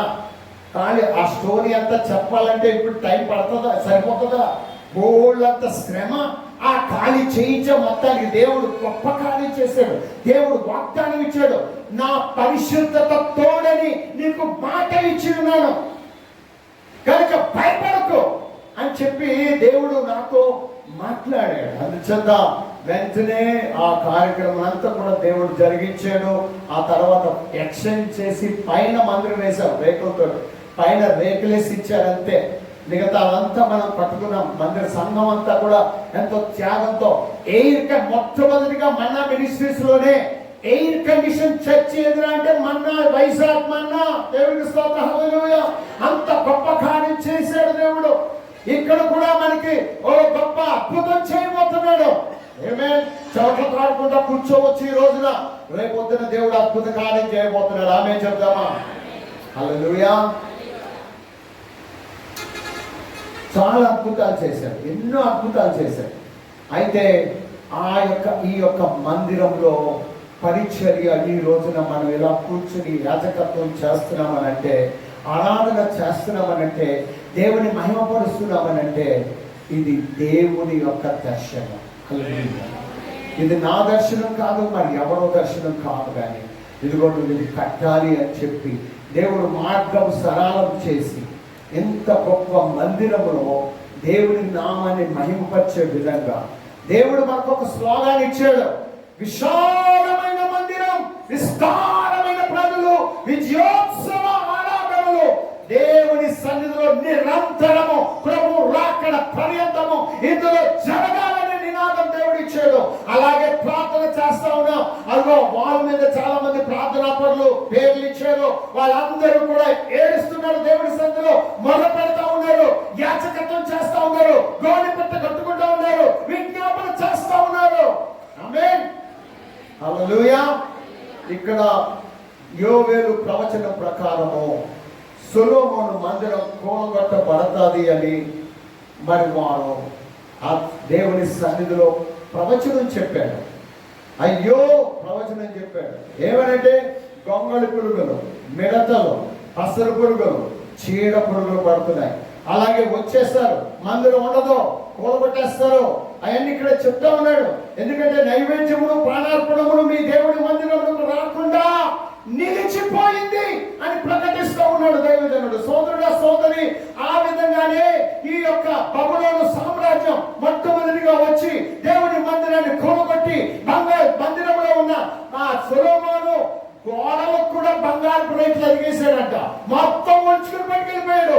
దేవుని మందిరంలో దేవుని యాజకత్వం కోసం ఉపకరణములు తయారు చేశారు. బంగారు ఉపకరణముల మీద ఆ పరిచయం చేసేవారు. ఆ ఉపకరణాలన్నీ పట్టుకెళ్ళిపోయి తన దేవత గుడిలో పెట్టుకున్నాడు. మందిరం కూలగొట్టేశాడు. గోడలు, ఆ పట్టణం యొక్క గోడలు కూలగొట్టేశాడు. మొత్తం అంతా నాశనం చేశాడు, తగలబెట్టేశాడు ఇళ్ళన్నీ కూడా. దేవదారు కథలతో నగరులు కట్టించుకున్నారు జనాలు. అప్పుడు సొలొమోను మహావైభవంతో పరిపాలన చేశాడు. గొప్ప పేరు ప్రతిష్టలో దేశమంతా కూడా ఆ ధన సంపన్నమైన దేశముగా మారిపోయింది. బాగానే ఉన్నారు అందరూ, కానీ దేవుని సన్నిధిని వదిలిపెట్టేశారు. దేవుడు యోవేలు ద్వారా ప్రవచిస్తూ ఉన్నాడు. ఎంత గొప్ప మందిరము మొండి గోడలుగా మిగిలిపోయే ప్రమాదం వచ్చేసింది. రోదన చెయ్యండి, అంగలార్చండి, గోడిపట్ట వేసుకోండి అని చెప్తా ఉన్నాడు సోదరుడా సోదరు. 14వ వచనం చూద్దాం. యోవేలు గ్రంథం 1వ అధ్యాయం 14వ వచనం. ఉపవాస దినము ప్రతిష్ఠించుడి, వ్రత దినము ఏర్పరచుడి, యెహోవాను బ్రతిమాలుకొనుటకై పెద్దలను దేశంలోని జనులందరినీ మీ దేవుడైన యెహోవా మందిరంలోనికి సమకూర్చండి. ప్రైజ్ ది లార్డ్, హల్లెలూయా. సమకూర్చండి, పెద్దలు పిలవనండి, కబురు పెట్టండి, ప్రార్థన చేయండి, బ్రతిమాలుకోండి, మొరపెట్టండి. అంటే పెద్దలు ఎవరు రావట్లేదు, రాజులు ఎవరు రావట్లేదు, చిన్నవారు వస్తున్నారంటే కొన్ని వాళ్ళు కూడా రావట్లేదు, ఎవరు రావట్లేదు, ప్రార్థన చేయడం లేదు. అయ్యో వ్రత దినం లేదు, ఉపవాస దినం లేదు, ప్రతిష్ఠిత దినం లేదు, పండుగలు లేవు. ప్రజలు విస్తారంగా వారి ఇష్టానుసారంగా తిరుగుతూ ఉన్నటువంటి భయంకరమైన దుర్దినాలు. అయితే చెప్తా ఉన్నాడు దైవజనుడు, అయ్యో మందిరానికి లేదు, ప్రతిష్ఠిత వస్తువులు దేవుడి మందిరానికి రావడం లేదు, యాజకత్వం ఆగిపోయింది, అయ్యో అయ్యో అని యోవేలు మొర్ర పెడతా ఉన్నాడు. 16వ వచనం చూడండి. మనము చూచుచుండగా మన దేవుని మందిరంలో ఇక సంతోషమును ఉత్సవమును నిలిచిపోయింది. అంటే ఎప్పుడో రాబో దినములలో అంటలేదు, నేను బ్రతికున్నప్పుడే, ఇదిగో మనము బ్రతికి ఉన్నప్పుడే, మన కాలంలోనే ఈ భయంకరమైన సంభవాలు సంభవించబోతున్నాయి. బబులోను రాజు వచ్చాడు, అయిపోయాడు. తర్వాత మాదీయులు పారసీకులు వచ్చారు, వాళ్ళు నెలకొట్టేశారు ఇశ్రాయేలీయుల్ని. ఆ తర్వాత గ్రీకు సామ్రాజ్యం వచ్చింది, అలెగ్జాండర్ ది గ్రేట్ తో పాటు ప్రారంభమైంది. వాళ్ళు చెదగొట్టేశారు ఇశ్రాయేలీయుల్ని, మందిరం లేకుండా చెదగొట్టేశారు. అంతేకాదు దేవునికి స్తోత్రం. ఆ తర్వాత రోమీలు వచ్చారు, రోమీలు కూడా ఇష్టం వచ్చినట్టుగా ఇశ్రాయేలీయులు చెదగొట్టేశారు. కనుక చీడ పురుగులు, పసరు పురుగులు, గొంగళి పురుగులు, మిడతలు అన్ని తినేసి ఇశ్రాయేలు ప్రజలు చెదరగొట్టబడితే మరి కొంతకాలం అయిన తర్వాత కొరెసు పరిపాలనలో మీ మందిరం మీరు కట్టుకోండిరా, యూదులు వెళ్ళిపోయి మీ దేశానికి వెళ్ళిపోయి యెరూషలేములో మీ దేవుని మందిరం కట్టమని దేవుడు నాకు ఆజ్ఞాపించాడు, మీరు కట్టుకొని వెళ్ళండి అని చెప్పినప్పుడు 50,000 కుటుంబాలు బయలుదేరి ఆ యొక్క బబులోను నుంచి యెరూషలేముకు వచ్చేసారు మందిరం కట్టుకోవాలని ఆశతో. వచ్చిన తర్వాత కష్టాలు ప్రారంభమయ్యాయి, శత్రువులు పెరిగిపోయారు, అది కట్టనివ్వడం లేదు. వీళ్ళకి విరోధంగా కొరెసు పరిపాలన అయిపోయిన తర్వాత మిగతా రాజులు వచ్చారే, వాళ్ళకన్నీ కూడా దొంగ మాటలు చెప్పి వీళ్ళ మీద వ్యతిరేకంగా ఉత్తరాలు రాస్తే పని ఆపేయమని చెప్పి ఆ రాజులు ఆజ్ఞాపించే అనేక సంవత్సరాలు మందిరం పని ఆగిపోయింది. ఆ తర్వాత దర్యావేసు పరిపాలన వచ్చింది. దర్యావేసు కాలంలో ఈ యూదుల్ని దేవుడు ప్రేరేపించాడు. అంటే ఆ కాలంలో జకరియా ప్రవక్త ప్రవచనాలు చెప్తూ వచ్చాడు. ఆ తర్వాత హగ్గై ప్రవక్త కూడా ప్రవచనాలు చెప్తూ వచ్చారు. వాళ్ళు చెప్పిన ప్రవచనాలకు వీళ్ళు ప్రభావితులై మా రాజాజ్ఞ వ్యతిరేకంగా ఉన్నా, ఏ శత్రువులు మాకు వ్యతిరేకంగా ఉన్నా, నేను మందిరం కట్టి తీరుతాం, మా ప్రాణాలైన కొట్టి దేవుని మందిరాన్ని కడతాం అనుకొని ముందుకొచ్చి కట్టడం ప్రారంభించారు. అప్పుడు వెంటనే పరిగెట్టుకొచ్చారు అక్కడ ఉన్న అధికారులు అందరూ కూడా, ఎవరిచ్చారు మీకు అధికారం కట్టమనంటే, ఇదిగో మాకు కొరెసు కాలంలోనే పర్మిషన్ ఇచ్చాడు ఆయన కట్టుకోమని. అయితే మేము ఇంకా కూడా కట్టలేకపోతా ఉన్నాం అనేక ఆటంకాల వల్ల. అయితే మా దేవుడు మమ్మల్ని కట్టమని చెప్పాడు, నేను కడుతున్నామని అంటే, సరే మీరు కట్టుకోండి, మేము ఉత్తరాలు రాస్తాం పెద్దవారికి, అదేం చెప్తారో ఆ తర్వాత మీకు చెప్తాము, అప్పుడు వాళ్ళ ప్రకారం మీరు చేయాలని చెప్పి దర్యావేశ గారికి ఉత్తరాలు రాస్తారు. అయితే ఆయన అన్నాడు, అన్ని గ్రంథాలు తిరిగేసి, ఇదిగో యూదులు ఆటంకపరచొద్దు, ఆ మందిరాన్ని కట్టి తీరాలి, అంతేకాదు దానికి అయ్యే డబ్బంతా కూడా నా యొక్క ధనాగారంలో వచ్చి వాళ్ళకి తీసివ్వండి, అక్కడి నుంచి వచ్చే పనులన్నింటిలో నుండి ఆ మందిరాన్ని నిర్మాణం చేయడానికి వేగంగా జరగాలని చెప్పి ప్రోత్సహించాడు. వెంటనే దేవుడు అద్భుతం చేశాడు. దేవుడికి స్తోత్రం. తిరిగి వచ్చారు, మందిరం కట్టారు, ప్రతిష్ఠ చేశారు. ఆ మందిరంలో కొంతకాలం తర్వాత యేసు ప్రభు వారు వచ్చారు. అందులో ఆయన దేవుని చిత్త ప్రకారంగా ఆయన ప్రతిష్ఠించబడ్డారు. హల్లెలూయా, హల్లెలూయా. ఆయన ప్రతిష్ఠింపబడ్డమే కాదు, కొన్ని సంవత్సరాలు 30 సంవత్సరాలు అయిపోయిన తర్వాత ఆయన బాప్తిసం పొంది, పరిశుద్ధాత్మ పొంది, ప్రార్థన చేసి 40 దినాలు ఉపవాస ప్రార్థన చేసి సేవలోకి వచ్చిన తర్వాత దేవుని మందిరం దగ్గరికి వెళ్ళినప్పుడు అందులో వ్యాపారం జరుగుతూ ఉంది. అయ్యో, దేవుని మందిరము సమస్తమైన అన్య జనులకు ప్రార్థనా మందిరం అనబడుతుంది. అలాంటి ప్రార్థనా మందిరాన్ని మీరు దొంగల గృహంగా చేశారు, వ్యాపార నిలయంగా చేశారు. అందుచేత మీరు వెళ్ళండి, దేవుని ఉగ్రత రాకముందే అని చెప్పి తాళ్లతో కొరడాలు చేసి వాళ్ళందరినీ తరిమేసి రోకల మార్చేవాడిని బయటకు తోలేసి, ఆ యొక్క గొర్రెలు పావురాలు అమ్మేవాడిని బయటకు తోలేసి మందిరాన్ని పరిశుద్ధపరిచాడు. అలాగ 2 సార్లు చేశాడు యేసుప్రభు.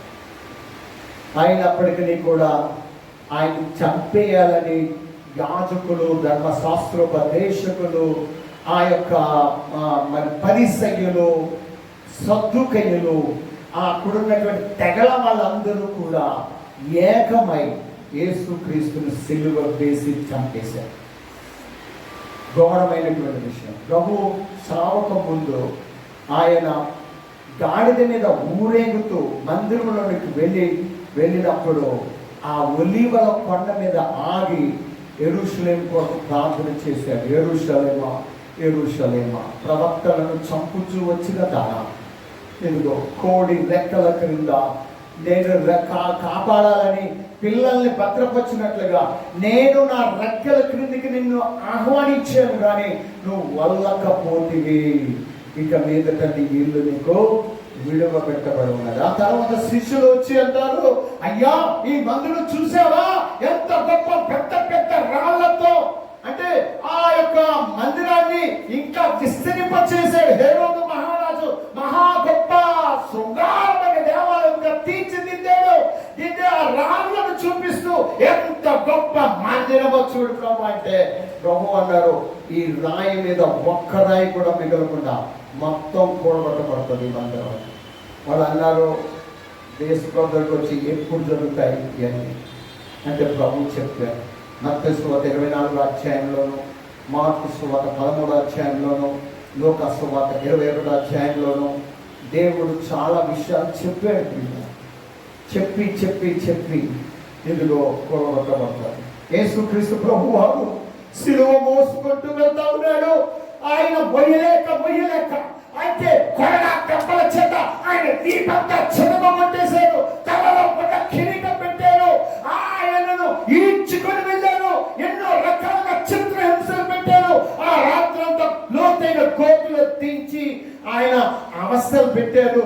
అంత అలసిపోయిన ఆ పిల్లలతో మరి అధికారుల దగ్గర తిరుగుతూ చివరికి పిల్లల దగ్గరికి వెళ్ళాడు. పిలాతు చేతులు కడుక్కున్నాడు. ఆయన మరణ శాసనం రాశాడు. సిలువను మోసుకుంటూ ఆ కలువరి కొండపైకి వెళ్తూ ఉంటే కొంతమంది స్త్రీలు రొమ్ము కొట్టుకొని ఏడ్చి, ప్రభువా నీకా ఈ సమస్యలు, నీకా ఈ సిలువ మరణం ఏంటి ప్రభువా, చచ్చిపోయిన వాడిని లేపావు కదా, అద్భుతాలు చేసావు కదా, కుంటి వాడిని బాగు చేసావు కదా, వీటి అంతులను బాగు చేసావు కదా, ఇన్ని అద్భుతాలు చేసిన నీకు ఏంటి ప్రభువా ఈ వేదన అని గుండె బాదుకొని ఏడుస్తుంటే యేసు ప్రభు వారు వారితో ముచ్చట్లు పెట్టుకొని ఏమన్నాడు తెలుసా, అమ్మలారా నా కోసం ఏడవకండి, నీ కోసం మీ పిల్లల కోసం ఏడవకండి. యోవేలు కూడా అదే మాట అంటాడు, ఇది మీ పిల్లలకు చెప్పండి, మీ దినముల్లో జరగబోతుంది. అది మీ పిల్లల తరంలో, అలాగే వారి పిల్లల తరంలో, వారి పిల్లల తరంలో ఇదంతా జరగబోతుంది. కనుక చెప్పండి వారికి, రొమ్ము కట్టుకొని ఏడమని, కొన్ని గోడి పట్ట కట్టుకొని ఏడమని చెప్పండి అని ఏడుస్తూ ప్రవక్తగా చెప్పారే. అలా మొదటి అధ్యాయంలో మనం చూసామే 2వ వచనంలో. అలాగే యేసు ప్రభు కూడా నా కోసం ఏడవకండి, రాబోయే దినాలు ఘోరంగా ఉంటాయి. మీ పిల్లల కోసం ఏడవండి. ఈ దుష్ట పరిపాలనలో ఈ రోజున వీళ్ళ తల్లిదండ్రుల కొడుకు ఈడే కాల్చి చంపేడని అప్పగించాడే కొడుకుని. ఎంత ఘోరం అండి! ఎన్ని చెప్పుకుంటారండి. ఈ యువతరం ఎంత పాడైపోయిందండి. ఏడవకుండా కన్నీరు కార్చకుండా ఎలా ఉండాలండి చెప్పండి. దేవుని సన్నిధిలో మన దేశం యొక్క పరిస్థితి బాగుందా? మన ప్రపంచం యొక్క పరిస్థితి బాగుందా? మన చుట్టూ ఉన్న ప్రజల యొక్క పరిస్థితి బాగుందా? ప్రజలు అనుకుంటారు ఏం పర్వాలేదు, అంత సుఖంగా ఉంది, సంతోషంగా ఉంది అని. కానీ అకస్మాత్తుగా ఉగ్రత దినము రాబోతా ఉందన్న సంగతి ఈ మానవాళికి తెలియదు. నీకు తెలుసా? పోనీ నీకు తెలుసా? చూడండి పిల్లగా, ముఖ్యంగా 15వ వచనంలో కొన్ని విషయాలు మనం త్వరగా చూద్దాం. 15వ వచనం, యోవేలు గ్రంథం 1వ అధ్యాయం 15వ వచనంలో కొన్ని విషయాలు త్వరగా చూద్దాం. ఆహా, యెహోవా దినము వచ్చెనే, అది ఎంత భయంకరమైన దినమో, అది ప్రళయము వలనే సర్వశక్తుని యొద్ద నుండి వచ్చును. ఒక ప్రవచనం యోవేలుగా చెప్తా ఉన్నాడు. ఏంటంటే యెహోవా దినము వచ్చెనే, అది మామూలుది కాదు, ఎంత భయంకరమైన దినం అది. అది ప్రళయము వలె సర్వశక్తుని దగ్గర నుండి వస్తుంది. యెహోవా దినం అందరూ చెప్పండి. యెహోవా దినమన్నా ఆ దినము అని చెప్పినా అది ఆఖరి దినం, దుర్దినం, ప్రపంచానికి ఘోరమైన తీర్పు దినం. ఆ తీర్పు దినం దగ్గరికి వచ్చేసింది. యోవేలు ప్రవక్త అంటున్నాడు, అయ్యో ప్రళయము వల్ల వచ్చేస్తుంది దేవుని ఉగ్రత, ప్రళయము వల్ల వచ్చేస్తుంది. సునామీ తరలు వచ్చినట్టుగా ప్రళయం మీదకి వచ్చేస్తుంది. ఆ యొక్క నోవహు కాలంలో జల ప్రళయం వచ్చినట్టుగా ఆ యొక్క సొదొమ గొమొర్రా పట్టణాల మీదకి అగ్ని ప్రళయం వచ్చినట్టుగా ప్రపంచం మీదకి ప్రళయం వల్ల వచ్చేస్తుంది. నెమ్మది కాదిది, సుఖము కాదిది. క్రైస్తవులంగా మనం నెమ్మదిగా ఉండవలసిన దినాలు కాదిది. మొర్ర పెట్టాలి, దేవుని స్తుతించాలి. సోదరుడా సోదరి, ఉందా ప్రార్థన? కొంచెమైన భక్తి, కొంచెమైన ప్రార్థన, కొంచెమైన విశ్వాసం మన జీవితంలో కాపాడుకుంటున్నామా? మనం పరీక్షించుకోవాల్సిన సమయంలోకి వచ్చేసాం. 2వ అధ్యాయము యోవేలు గ్రంథం 1వ వచనం చదవం, త్వరగా చదవండి. దేవునికి స్తోత్రం. హల్లెలూయా. కొండ మీద, సియోను కొండ మీద బాకా ఊదండి, నా పరిశుద్ధ పర్వతము మీద, నా పరిశుద్ధ పర్వతం మీద హెచ్చరిక నాదం. పైన ఆ యొక్క జెండాలు ఎగరేసి ఆ బ్యానర్లు కట్టి, ఇదిగో ప్రళయ దినం వచ్చేస్తుంది, దేవుని ఉగ్రత వచ్చేస్తుంది, యెహోవా రాకడ వచ్చేస్తుంది, అయ్యో సిద్ధపడండి ప్రజలారా అని చెప్పడానికి హెచ్చరిక నాదము చేయండి. బూరలు ఊదండి, బూరలు ఊదండి. ఆ రోజుల్లో బోర్లు ఉన్నాయి, ఈ రోజుల్లో మైకులు ఉన్నాయి. చెవులు కింగిరం అనేటట్టు కేకలు వేయడానికి మైకులు ఉన్నాయి.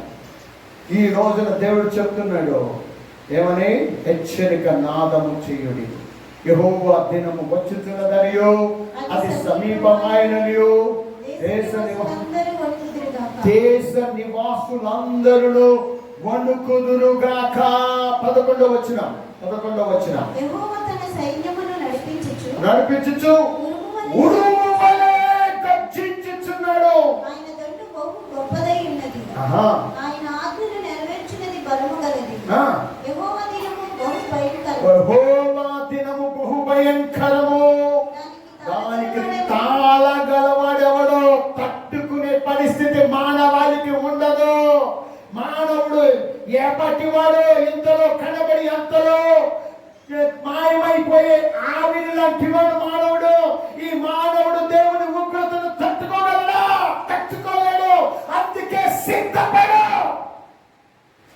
ఉగ్రత నుండి తప్పించుకో అని యోవేలు గారి ద్వారా దేవుడు ఎంత ప్రకటన చేస్తూ ఉన్నాడు. 31వ వచనం చదువుతాం. 31వ వచనం నువ్వు చదువు. యెహోవా యొక్క భయంకరమైన ఆ మహాదినము రాకముందు సూర్యుడు తేజోహీనుడగును, చంద్రుడు రక్తవర్ణమగును. యెహోవా సెలవిచ్చినట్టు సీయోను కొండల మీద యెరూషలేములోను తప్పించుకున్న వారందరూ, శేషించిన వారిలో యెహోవా పిలుచు వారందరూ, ఆ దినమున యెహోవా నామమును బట్టి ఆయనకు ప్రార్థన చేయ వారందరూ రక్షింపబడుతారు. ప్రార్థన ప్రార్థన ప్రార్థన, మారు మనస్సు, పశ్చాత్తాపం. నిర్లక్ష్యం పనికిరాని దినం సోదరుడా సోదరి, మన సుఖంగా సమయాన్ని గడిపేసే దినాలు కాదు పిల్లరా. ఆమేన్. మన ప్రార్థనలు లోకానికి అవసరం, మన ప్రార్థనలు మన కుటుంబాలకు అవసరం, మన ప్రార్థనలు మన పట్టణానికి అవసరం, మన ప్రార్థనలు సంఘానికి అవసరం, మన ప్రార్థనలు కన్నీటి ప్రార్థనలు. ఉదయకాలంలో మొదటి ఆరాధనలో నేను చర్చిలోకి వచ్చేటప్పటికల్లా ఒక తల్లి గారు, వృద్ధురాలు, బలహీనురాలు, అరగంట ముందే వచ్చేసి ఏడుస్తాం కన్నీళ్ళతో, ప్రభువా లోక పరిస్థితి బాగలేదు నాయనా, ప్రజలు రక్షణ పొందాలి ప్రభు అని ఎక్కిళ్ళు పెట్టి మరీ ఏడుస్తాం. దేవుడికి ఎంత గొప్ప కృపించడానికి, ఆరోగ్యం బాగపోయినా వృద్ధురాలైనా దేవుని సన్నిధిలో ప్రార్థించాలనే ప్రేరేపణతో, మందిరానికి వచ్చి కేకలు వేయాలని మూడు వెళ్తుతో ఏడ్చి ప్రార్థన చేస్తూ ఉంటే నేను నా హృదయంలో దేవా ఈ బిడ్డను బట్టి స్తోత్రం అని చెప్పి దేవునికి కృతజ్ఞతలు చెప్పాను. సోదరుడా సోదరి, దినాలు బాగోలేదు, చాలా ఉగ్రత దినాలు. యువత మత్తు మందులకి బానిసైపోతున్నారు. ఈ విశాఖపట్నం మనం శ్రీశోరి కనుక వెళ్తే ఆడపిల్లలను లేదు, మగ పిల్లలను లేదు, విస్తారంగా మూలల్లో ఉండి ఊగుతున్నారు, మత్తులో ఊగుతున్నారు. ఎప్పుడు పడిపోతాడో తెలియదు, ఎక్కడ పడిపోతాడో తెలియదు, ఎక్కడ ఏ విధంగా నిద్రపోతాడో తెలియదు. ఆ యువత ఘోరమైన దుస్థితిలో అలవాట్లకు లోనైపోయి జీవిస్తున్న వారిని చూస్తుంటే గుండె పగిలిపోతూ ఉంటుంది. దేవుని వాక్యంలో చదువుతా ఉన్నాం. యెషయా గ్రంథం 2వ అధ్యాయం 11వ వచనం చదువుదాండి. యెషయా గ్రంథం 2వ అధ్యాయం 11వ వచనం. ఐజయా చాప్టర్ 2 verse 11 చదవాలి, త్వరగా చదవాలి. దేవుని స్తోత్రం. హల్లెలూయా. నరుల అహంకార దృష్టి తగ్గింపబడును, మనుషుల గర్వము అణగదొక్కబడును. ఆ దినమున యెహోవా మాత్రమే ఘనత వహించును. అహంకారాతిశయము గల ప్రతిదానికి, ఔన్నత్యము గల ప్రతిదానికి విమర్శించు దినమొకటి సైన్యములకు అధిపతియగు యెహోవా, విమర్శించు దినమొకటి సైన్యములకు అధిపతి యెహోవా అవి అణగదొక్కబడును. జెఫన్యా 1వ అధ్యాయం 14వ వచనం నుండి 16వ వచనం వరకు చదువుదాం. జెఫన్యా చాప్టర్ 1 verses 14 to 16. జెఫన్యా యెహోవా దినము సమీపమాయెను, యెహోవా దినము సమీపమై అతి శీఘ్రముగా వచ్చుచున్నది. ఆలకించుడి, యెహోవా దినము వచ్చుచున్నది. ఆలకించండి, యెహోవా దినము వచ్చుచున్నది. పరాక్రమశాలులు మహారోదనము చేయుదురు. పరాక్రమశాలులు గొడ్డె పట్టుకొని ఏడుస్తారు, రోదన చేస్తారు.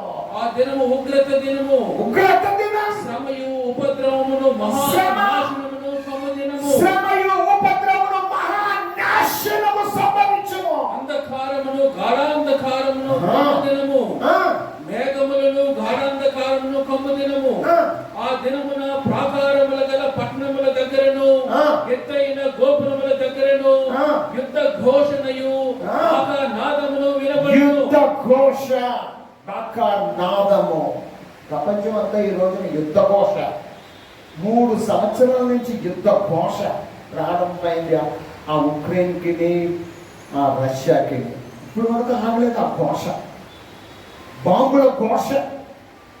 ఏమండి, ఆ యువిఏని అంటే మనుషులు లేకుండా వెళ్ళి బాంబులు వేసే విమానం, వాటి ఘోష వినబడిపోతా ఉంది. మనుషులు కేకలేస్తున్నారు, రంకెలేసుకుంటున్నారు, పిలుచుకుంటున్నారు, త్వరలో చరుచుకుంటా ఉన్నారు, రా చూసుకుందామంటున్నారు. యుద్ధ ఘోష వినబడతా ఉంది.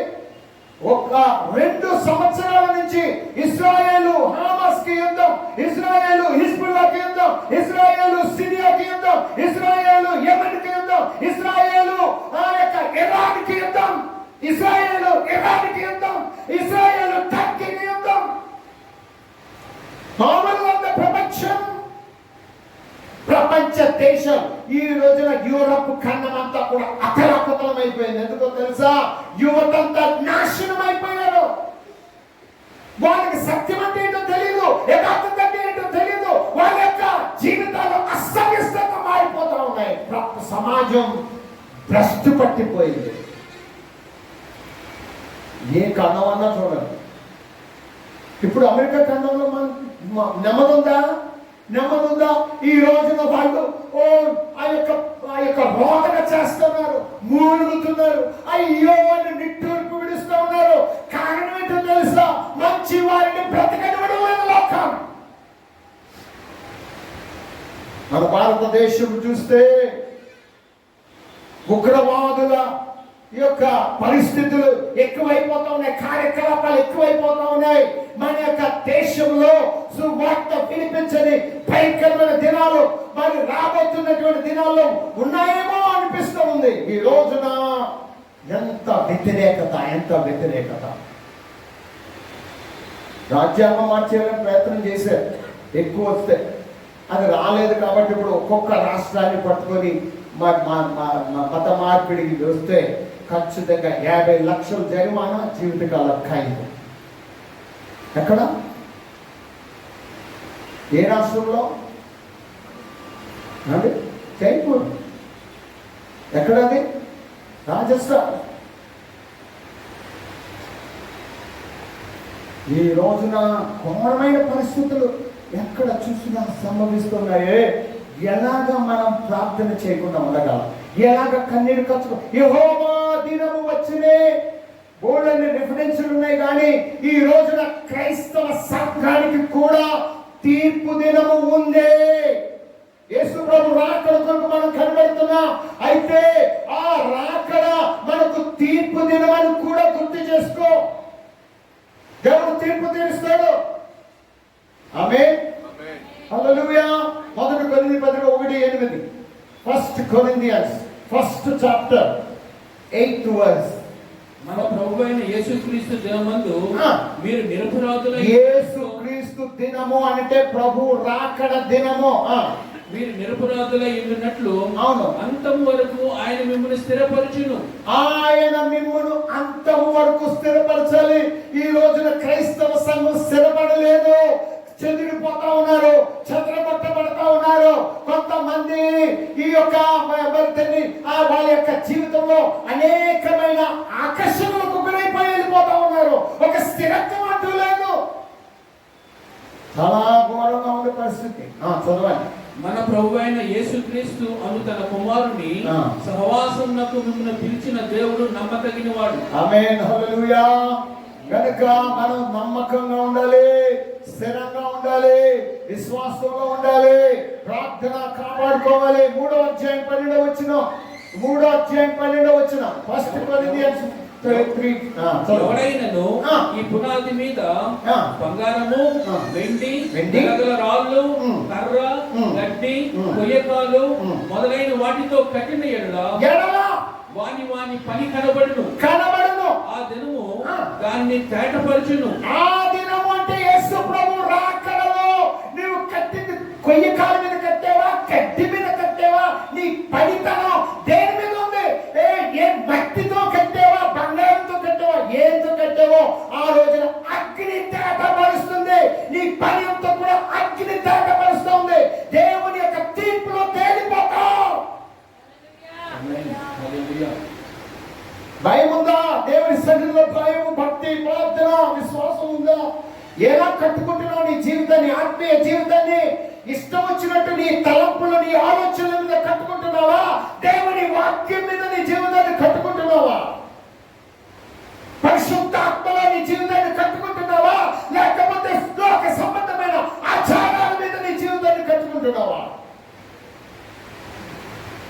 దేవుని వాక్యం చెప్తున్న సత్యవేది సోదరుడు స్వాగతం. హల్లెలూయా. అందరూ చెప్తాం గట్టిగా హల్లెలూయా చెప్తాం. ఫిలిప్పీ పత్రిక 1వ అధ్యాయం 6వ వచనం. Philippians chapter 1 verse 6 and 10.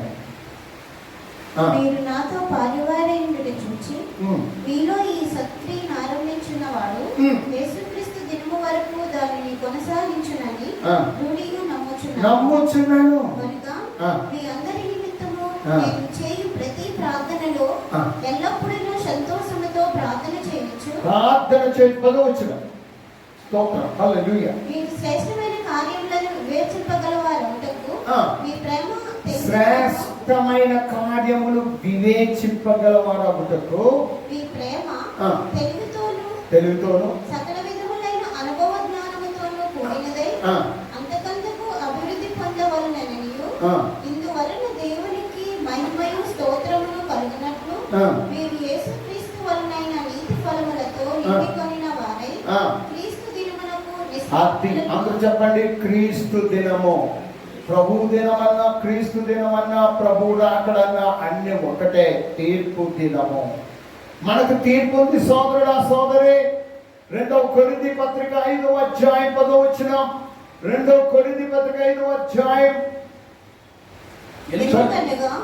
తాను జరిగించిన క్రియల చొప్పున అవి తాను జరిగించిన క్రియల చొప్పున మంచివైనను సరే చెడ్డమైనను సరే దేహముతో జరిగించిన వాటి ఫలము మనం అనుభవించినట్లు ప్రతి వాడును పొందినట్లు మనమందరము మన క్రీస్తు న్యాయపీఠం ఎదుట ప్రత్యక్షము కావలేము. ఆ దినమున క్రీస్తు న్యాయపీఠం ఎదుట ప్రత్యక్షం అవ్వాలి. దేవుడు మనకిచ్చిన తలాంతుల గురించి లెక్క అడుగుతాడు. దేవుడు మనకిచ్చిన డబ్బు గురించి లెక్క అడుగుతాడు. దేవుడు మనకిచ్చిన పిల్లల గురించి లెక్క అడుగుతాడు. దేవుడు మనకిచ్చిన ప్రతి దీవిని బట్టి లెక్క అడుగుతాడు. అందుచేత లెక్క అప్పగించాలి. మనము ఏమంటే దేవుని సన్నిధిలో ఏమంటారంటే గృహ నిర్వాహకులు లెక్క అప్పగించవలసిన వాడు. ఏది ఎలాగ జరిగిందో లెక్క అప్పగించాలి. దేవుని ఎదుటి లెక్క అప్పగించాలి. మనుషులు కళ్ళు కప్పొచ్చేమో కానీ దేవుని కళ్ళు ఎవరు కప్పలేరు. అందుచేత దేవుని దినము చివరికి ఒక వచ్చిన చదువుదాం. 1 Thessalonians chapter 5 verse 2. దేవునికి స్తోత్రం. రాత్రి వేళ దొంగ ఎలాగో వచ్చినను అలాగే ప్రభు దినము వచ్చునని మీకు బాగుగా తెలియను. ప్రభువు దినము వచ్చునని మీకు బాగుగా తెలియను. లోకులు నెమ్మదిగా ఉన్నది భయమేమీ లేదని చెప్పుకొని చుట్టగా గర్భిణీ స్త్రీకి ప్రసవ వేదన వచ్చినట్లు వారికి ఆకస్మికముగా నాశనము తటస్థించును. కనుక వారెంత మాత్రమును తప్పించుకొనలేరు.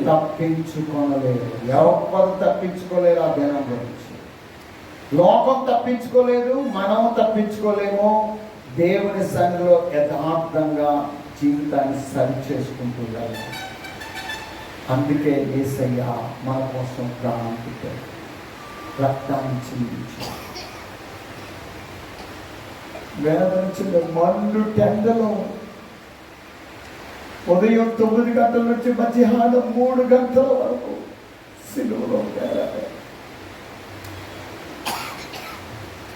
ప్రియులారా, ఎక్కడైనా రక్తం కారుతుంటే ఎంతో పెయిన్ ఉంటుంది కదా.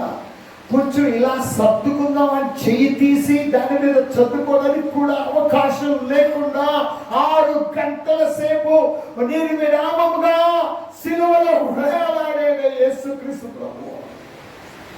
తలలో ముళ్ళ కిరీటం పెట్టారు, గడ్డం పట్టుకుని పెరిగి వేశారు. ఆ యొక్క జుట్టు గడ్డం పట్టుకుని పెరుగుతున్నప్పుడు ఎంత విలవల్లాడిపోయాడో రక్షకుడు. పిడుగుతులు గుద్దారు ముఖం మీద. ఆయనకు స్వరూపం లేకుండా, సొగసైనా లేకుండా మొత్తం చెదిరిపోయింది ఆయన మహిమ అంతా కూడా. ఆయనకు కొరడాలతో వీపంతా చెట్లు కొట్టి సిలువ వీపు మీద పెట్టి పైకి మోసుకొని వచ్చిన తర్వాత కాళ్ళలో చేతుల్లో మేకులు వేశారు. సజీవంగా ఉండగానే మేకులతో సిలువకు కొడుతూ ఉంటే ఎంత వేదన చెందాడో యేసయ్యా. ఇదంతా ఎవరి కోసమయ్యా అంటే నీ కోసమే నాయన. తల్లి నీ కోసమే. నిన్ను చూస్తున్నప్పుడు నువ్వు నరకంలో పడే వేదనని భరించలేక నీ కోసం నీ స్థానంలో నేను ఈ బాధ అనుభవించాను. ఈ కష్టం నీ కోసం నిన్ను చూస్తూ ఈ కష్టాన్ని సహించాను తల్లి, ఈ కష్టాన్ని సహించాను ఆయన. నా దగ్గరికి ఎంతో పిలుస్తూ ఉన్నాను. ప్రార్థన చేసుకుంటాను. నన్ను క్షమించున్నాయి. నా ఆత్మీయ జీవితాన్ని నిర్లక్ష్యంగా గడుపుతున్నానయ్యా. రొమ్ము కొట్టుకుని ఆడవలసింది బదులు, గోడి పట్ట కట్టుకుని రోధించవలసింది బదులు ఎంత సుఖంగా జీవితం గడుపుతున్నానయ్యా. క్షమించున్నాయ్యా, క్షమించున్నాయి. ప్రార్థన చేయండి, రోడ్డు తెలిసి ప్రార్థన చేయండి.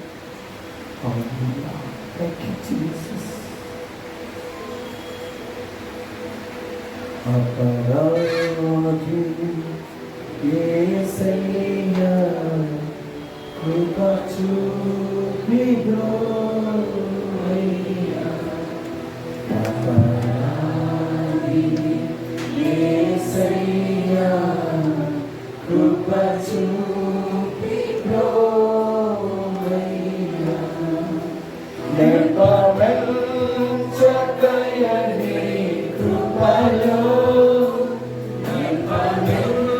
నెపమెంచకయని కృపలో అపరాధములను క్షమించు, అపరాధములను క్షమించు. వేరే వాళ్ళు ప్రార్థన చేస్తారు. సర్వోన్నతుడా మహోన్నతుడా స్తోత్రం.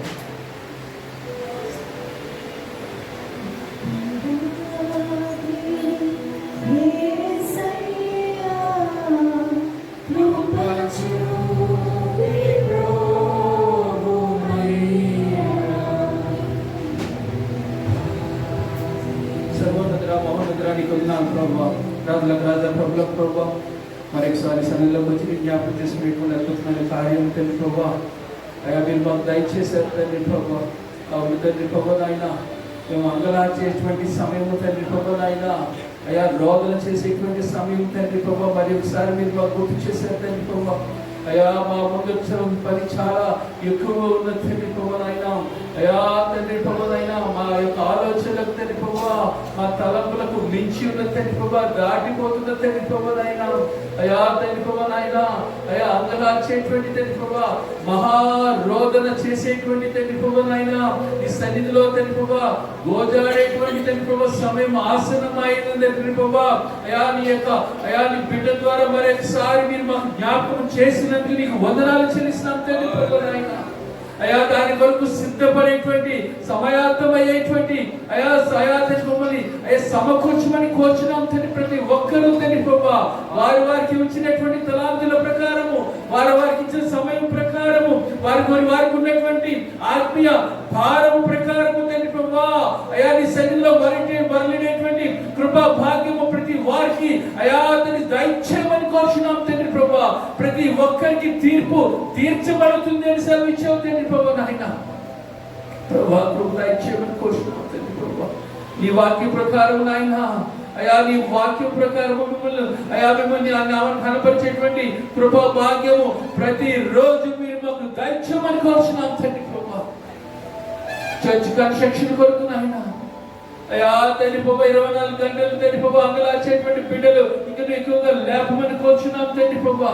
జనవరి 21వ తారీఖు జరిగేటువంటి అయా డెడికేషన్ విషయంలో మేము అనుకున్న పని అంతా అయా తండ్రి ప్రభువా దానికి ఎక్కువగా జరగడానికి దయచేయమని కోరుచున్నాం తండ్రి ప్రభువా, నాయన ఇంటీరియర్ వర్క్స్ తండ్రి ప్రభువా అయా తండ్రి ప్రభువా, నాయన స్టేజ్ వర్క్స్ తండ్రి ప్రభువా, నాయన పెయింటింగ్స్ తండ్రి ప్రభువా, లిఫ్ట్ వర్క్స్ తండ్రి ప్రభువా, ఎలక్ట్రికల్ వర్క్స్ తండ్రి ప్రభువా, నాయన సమస్తము సమకూడి అయా సమస్తము నీ నామమున ఘనత మహిమ తెచ్చుకోమని కోరుచున్నాం తండ్రి.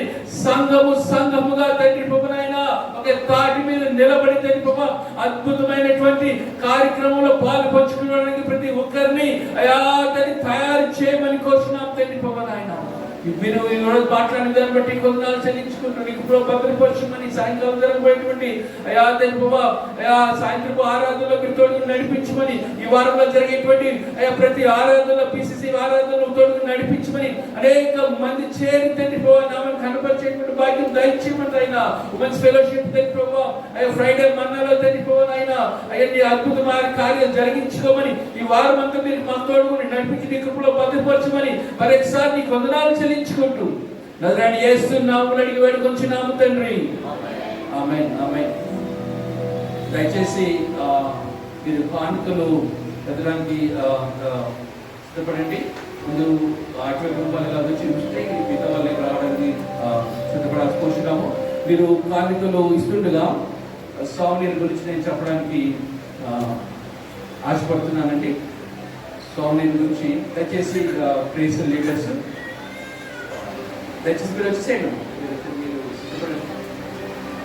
నేను చెప్తూ ఉంటాను, ఇంట్లో ఉంటే సరిపోతుంది.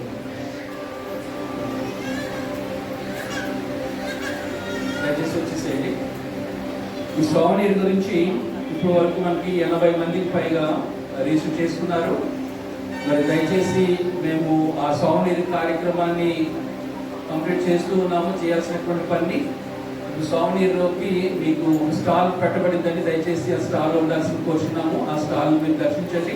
స్టాల్లో ఎవరైతే మరి ఇప్పుడు వరకు రిజిస్టర్ చేసుకున్నారో వారికి టెస్టిమోనియల్ సర్వీసెస్ కానీ, లేకపోతే మీ గ్రీటింగ్స్ మెసేజెస్ కానీ, అదేవిధంగా మెమోరియల్ మెసేజెస్ కానీ, అదేవిధంగా మరి మీ బిజినెస్ ప్రకటనలు కానీ ఏ రకంగా ఉండాలో, ఏ విధంగా ఉండాలంటే మేము శాంపిల్ చూపెడతాము. దయచేసి చూడండి ఒకసారి. అలాగే మీరు ఇలాగ కాదు మాకు కావాల్సిన విధంగా ఉండాలి, వాయిస్ మెసేజ్ ద్వారా మేము పంపిస్తామన్నా కూడా దాని ప్రకారం మేము తయారు చేస్తాము. ఇంకో విషయం ఏంటంటే మరి చాలా మంది ఫొటోస్, పాతకాల ఫొటోస్ కానీ, లేకపోతే మేము ఆ క్వాలిటీ పేపర్తో వేసేటువంటి ఆ ఫొటోస్కి సరిపోవట్లేదు. కాబట్టి దయచేసి గమనించండి, మంచి క్వాలిటీ ఉన్న ఫొటోస్ పంపించాలని కోరుతున్నాము.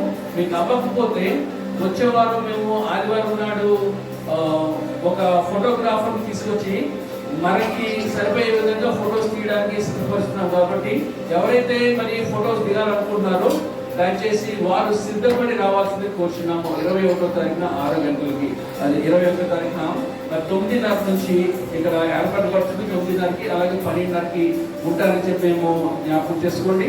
తప్పనిసరిగా ప్రతి ఒక్కరు ఈ యొక్క సామాన్యంలో పాల్పంచుకోవాలని చెప్పి అయ్యగారు అమ్మగారు ప్రార్థన చేసి కార్యక్రమం స్టార్ట్ చేశారు. కాబట్టి ప్రతి ఒక్కరూ మీ యొక్క తలాంతుల ప్రకారము అద్భుతమైనటువంటి కార్యక్రమంలో అనేక మంది దేశ, అంతర్జాతీయ దేశంలో ఉన్నటువంటి మరి విదేశాల్లో ఉన్నటువంటి ప్రతి ఒక్కరికి అనేక మందికి మీ యొక్క సాక్ష్యాలు కానీ, మీ యొక్క గ్రీటింగ్స్ కానీ, మీరు దేవుళ్ళు ఏ విధంగా మరి అభివృద్ధి చెందారో ఆ యొక్క చిన్న ఆ సాక్ష్యము మరి అనేక మందికి చేర్చబడుతుంది. కాబట్టి ప్రార్థనా పూర్వకంగా మరి మీ యొక్క ఈ సామర్థ్యంలో మీరు పాల్పంచుకోవాల్సి కోరుచున్నాము.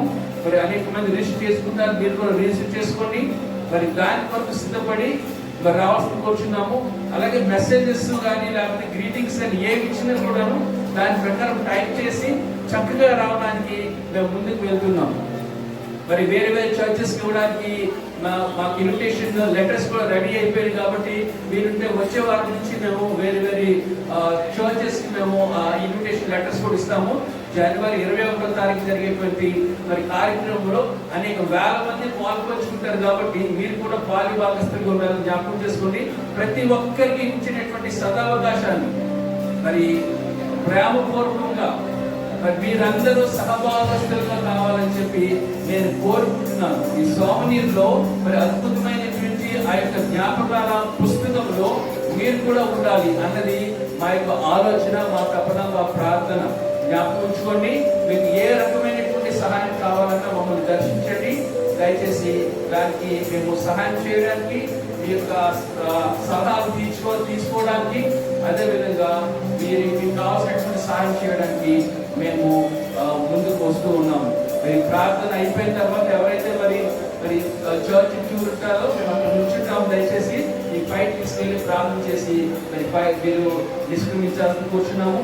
ప్రార్థనలో ఈ యొక్క చర్చ్ డెడికేషన్ గురించి కానీ, లేకపోతే సౌండ్ ప్రిపరేషన్ గురించి కానీ, అలాగే వర్క్స్ గురించి కానీ మీరు ప్రార్థన చేయడం మానవద్దు. ఈ ప్రార్థనని లేకపోతే ఈ యొక్క సౌందర్యం గురించి చెప్పేటువంటి మాటలు మీరు జ్ఞాపకం చేసుకుని ముందుకు రావచ్చు చూస్తున్నాము. దేవుడి మాటలు దీనికి ఆచరించింది కాక. ఆమేన్. I got joy in the morning, joy in the evening. You keep me dancing in every season. Whatever comes tomorrow, I got joy. I got joy in the sunshine, joy in the rain. You keep me dancing again and again. Whatever comes tomorrow, I got joy. Why would I not sing of your praises even when troubles come? Why would I not worship forever? 'Cause I see the good you've done. Not ashamed, I'm seen and said, I'm not afraid anymore. The world was foolish, you got freedom. Now hope I can be more. I got joy in the morning, joy in the evening. You keep me dancing in every season. Whatever comes tomorrow, I got joy. I got joy in the sunshine, joy in the rain. You keep me dancing again and again. Whatever comes tomorrow, I got joy. I'm letting go, I'm lying in your presence until the sun comes up. You make me strong, and I will praise you, Jesus. You fill my cup. I'm not ashamed, I've seen the sin. I'm not afraid anymore. The world got foolish, you got freedom. No, I won't hold back anymore. I got joy in the morning, joy in the evening. You keep me dancing in every season. Whatever comes tomorrow, I got joy.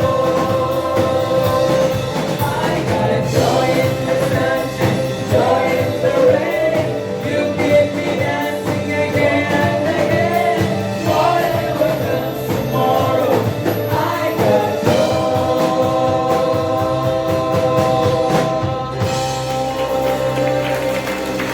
Praise the Lord. Hallelujah. Varma మళ్ళీ తిరిగి రావడం చాలా సంతోషం. హైదరాబాద్ లో job నిమిత్తం వెళ్ళిపోయాడు. అయితే ఇప్పుడు ఆన్లైన్ లో జాబ్ చేసుకోవచ్చు అని అవకాశం దొరికింది కాబట్టి వచ్చి డ్రమ్స్ ఎక్కాడు. దేవుని స్తోత్రం. హల్లెలూయా. చెప్పండి బట్టి అభినందనలు. Welcome back to the manna family. Praise the lord. మరి దేవుడి పిల్లరా, దేవునికి స్తోత్రం. మరి ఈ యొక్క ఫ్రైడే మన్నాలో అందరూ కూడా పాలు పొందాలని మనం చేస్తున్నాను. మనకి 80 మంది ఇప్పటికే రిజిస్ట్రేషన్ చేసుకున్నారు సౌందర్యంలో. అంటే దాని అర్థం 80 కుటుంబాలు అందులో ఇన్వాల్వ్ అయ్యాయి. మనకి రెండు ఆరాధనలు కలిపి 500 కుటుంబాలు ఉన్నాయి. అంటే ఇంకా ఎంతమంది నిర్లక్ష్యంగా ఉన్నారో మనకు అర్థమైపోతాం. కనుక దయచేసి గమనించండి, మరి సహకరించండి, దైవాశీర్వాదం పొందండి. ఎందుకంటే సౌనీర్ అనేది మరి మీరు ఒక పావు పేజీ కానీ లేకపోతే అర పేజీ కానీ పేజీ కానీ మీరు అందులో ఇస్తారు. కానీ అది ఈ బిల్డింగ్ ఉన్నంత కాలం ఆ సౌనీర్ ఉంటుంది. అందులో మీ పేర్లు రిజిస్టర్ అయి ఉంటాయి, మీరు ఇచ్చే సాక్ష్యం రిజిస్టర్ అయి ఉంటారు, లేకపోతే మీరు ఇచ్చే గ్రీటింగ్స్ అందులో ఉంటాయి. మీరు ఏ విధంగా స్పందిస్తారో ఆ విధంగా అందులో మీరు ఆ విషయాలు చూడగలరు. కనుక అందరినీ ప్రోత్సహిస్తున్న సమయం అయిపోవచ్చింది. త్వరగా పనులు అవ్వాలి. మీరు ఇంకా ఆలస్యం చేయొద్దు. మాది సంఘం కాదండి అని మీకు అనిపిస్తుంటే, ఒకవేళ విజిటర్స్నండి నేను అనుకున్నా సరే మీరు కూడా ఇవ్వచ్చు. ప్రభు పేరిట మనం చేస్తున్నాను. దేవుని మహింపరచడానికి ఎవరైనా ఆహ్వానిస్తున్నాం. మరి లోకల్ పాస్టర్స్కి, లోకల్గా అడ్వర్టైజ్మెంట్ చేసే వారికి కూడా మీకు తెలిసిన అడ్వర్టైజర్స్ ఎవరైనా మన కంపెనీ గురించి అడ్వర్టైజ్ చేసుకోవాలంటే సోవనీర్లో వాళ్ళు అడ్వర్టైజ్మెంట్ ఇచ్చుకోవచ్చు. మీరు ప్రోత్సహించండి ఆ విధంగా. అంతేకాకుండా మీకు తెలిసిన నాయకులు, పాస్టర్స్, లీడర్స్ ఇంకెవరైనా ఉంటే వాళ్ళను కూడా మీరు ప్రోత్సహించి ఆ విధంగా దీంట్లో దేవుని మహింపరచబడే విధంగా సహకరించాలని కోరుతున్నాను. దేవుని పరలోక ప్రార్థించాను. పరలోకమందు ఉన్న మాట మీ నామం పరిశుద్ధపరచబడిన మీ రాజ్యం వచ్చిన మీ చిత్తం ఆహారం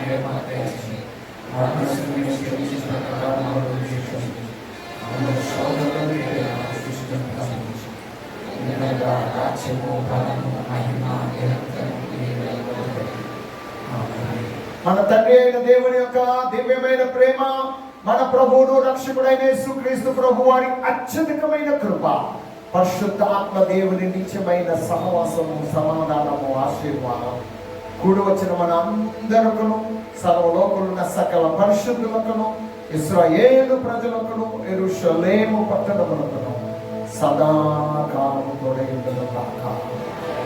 ఆమేన్, ఆమేన్, ఆమేన్. తండ్రి కుమార